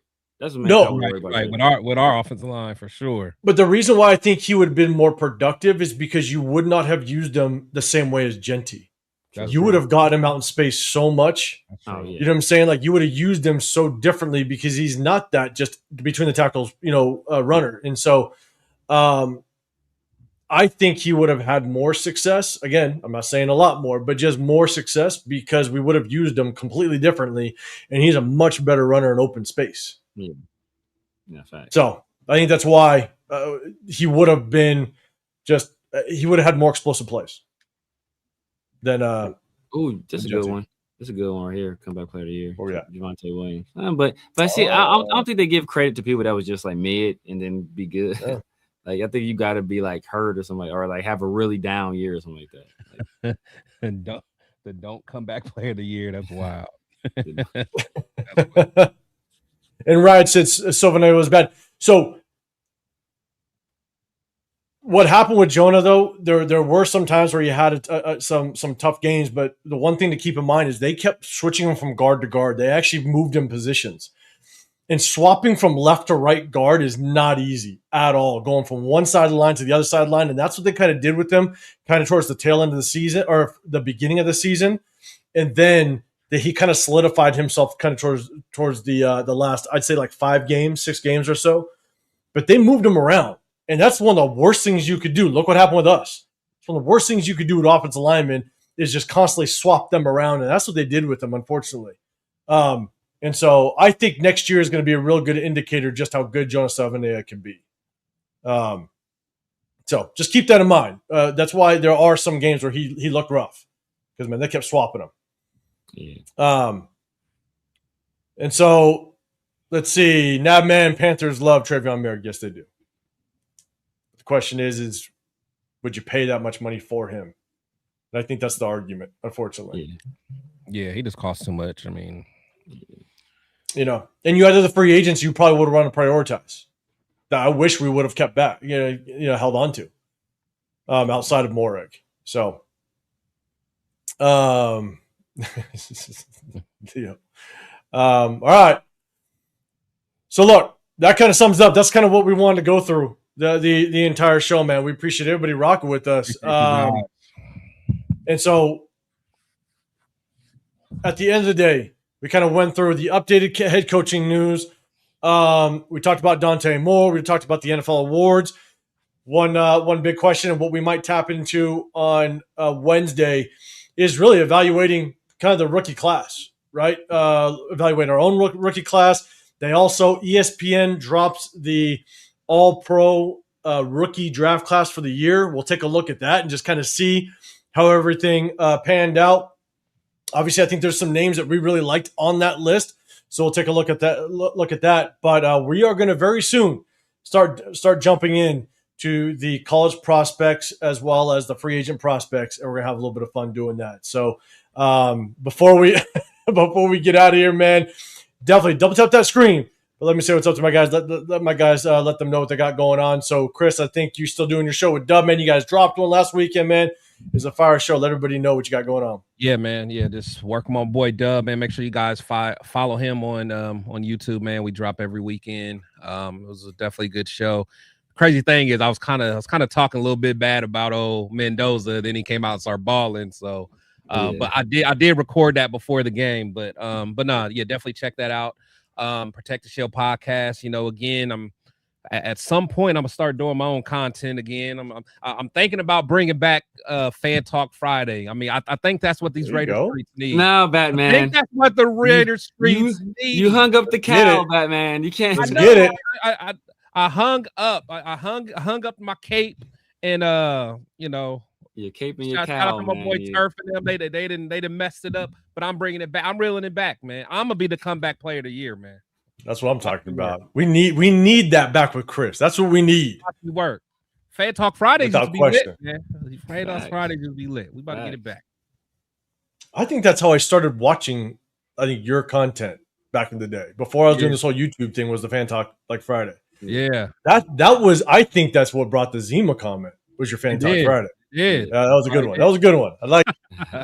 Yeah, let's don't put that out there. God damn it. Severe man, let everybody know what you got going on throughout the week. And you guys know what it is, man. The Severe Raider here on YouTube, Snapchat, TikTok, X, IG, everywhere. The Severe Raider. Holla at your boy, man. Sundays and Wednesdays in the Raider War Room. My guys, Chris from Protect the Shield and 805 Raider. Tuesdays and Thursdays, the 50-50 show and Around the Shield. My guy Farrah in the field, man. Tap in with your boy. Make sure y'all hit the like button on all 3 channels. Make sure y'all hit the notification bell in case YouTube try to hate on us. You know, make sure y'all hype the video. That's another thing, man. If y'all haven't done that, that really helps us. Puts us in the algorithm as well. So make sure you hype the video and get at us in the comment section, man. You know, I'm always, you know, shooting breeze with people in the comment section, man. If somebody has a substantive comment, I usually respond, man. So holla at your boy. Yeah, man. If you don't know, like, of the 3 up here, Chris is the OG in this. I'm telling you. Sure. Chris is the OG in the content creator world with this crew. So hey, you got to pay respects to that. I don't know, man. I mean, Severe has a video that's like a year before mine, I think. Yeah, my Tyree video. Well, was it? You did a Tyree video in your car. I remember. I saw that one. Yeah, that was my very first video. But Chris, I think you were on before that, though. That was your first one, though, Severe? That was my first ever video. Yeah. Okay. Tyree, okay. Yeah. No. Actually, you know what? My first video on YouTube, I made a video saying Damon Arnett was trash. Just a single video. That was like a 3-minute video. That was like a 3-minute video. that was lost in space right now. Yeah, that was lost in space. Yeah. Hey, shout out to T4 Grabs, man. Appreciate you rocking with us, man. We're definitely gonna hit you up for sure, brother. Appreciate you rocking. Check out my boy on IG, man. Check out T4. Yeah, 100%. Yeah, that's my guy, man. Anyone that wants he made me a fire shirt. And I gotta admit, I ain't wore it yet because it was a Jeanty shirt, and Jeanty done pissed me off. So I ain't even wore it yet. But I saw it on his page too. It was I saw a page. I think like he had one on his page. I was Jeanty. Oh yeah, the shirt. I was like, that shirt clean. The shirt fire, but then ain't gonna never be on my back. Like, I ain't wearing this yet, man. I'm gonna have to send him over some ideas. Yeah, no, some players, some people I can rock. Go to my young boy. You know, drop that Alex Kappa joint. The Alex Kappa. Yeah, appreciate you, VS. Hey, we're not worried about Mendoza. We are definitely going to see. We're going to see how things pan out. It's going to be fun to watch for sure, man. Tap in because we're going to do some game. We're going to do some game film of Mendoza. All right, obviously that's going to be the hottest topic going into the draft, and so we're going to break down a lot of Mendoza game film and just kind of give you our takes and give you the opportunity, man, to give us the feedback. You know, that's why we do it live, and that's why we have fun doing it. So, man. Yeah, for sure, guys. Make sure you go over and hit up. I'll make sure you have some unreleased Alice Capites. Jesus Christ, man. Charles Grant, Charles Trent Williams Grant. That's what I wanted to say. Yeah, okay, all right. We can take this off now. Jesus Christ, what up, Martinez? We're just getting out of here, but man, I appreciate you popping up in here real quick. But guys, hey. If y'all don't know, I'm 805 Raider, RealTalk Raider Nation. Appreciate you rocking. I rock out with my guys, Raider War Room. We go Wednesdays, as well as Sundays. We break down game film throughout the entire season, but we're going to break down game film throughout this entire offseason. College prospects as well as free agents. So tap in with that. Again, gives you the opportunity to give us your feedback on what we're kind of showing on the screen. So we appreciate y'all, man. Hey, make sure you guys double tap that screen. Good night. Stop it. We're getting out of here. I can't. Hey, remember, if you're in horizontal, the image stays up. Rock with us because we're going to shut this thing down. We appreciate y'all. We're going to get out of here. Have a great, hey, we appreciate all the super chats, the subscribers, the members, everybody. We appreciate y'all. Tap it with us. We'll see y'all on Sunday. We're out of here. Freak Black.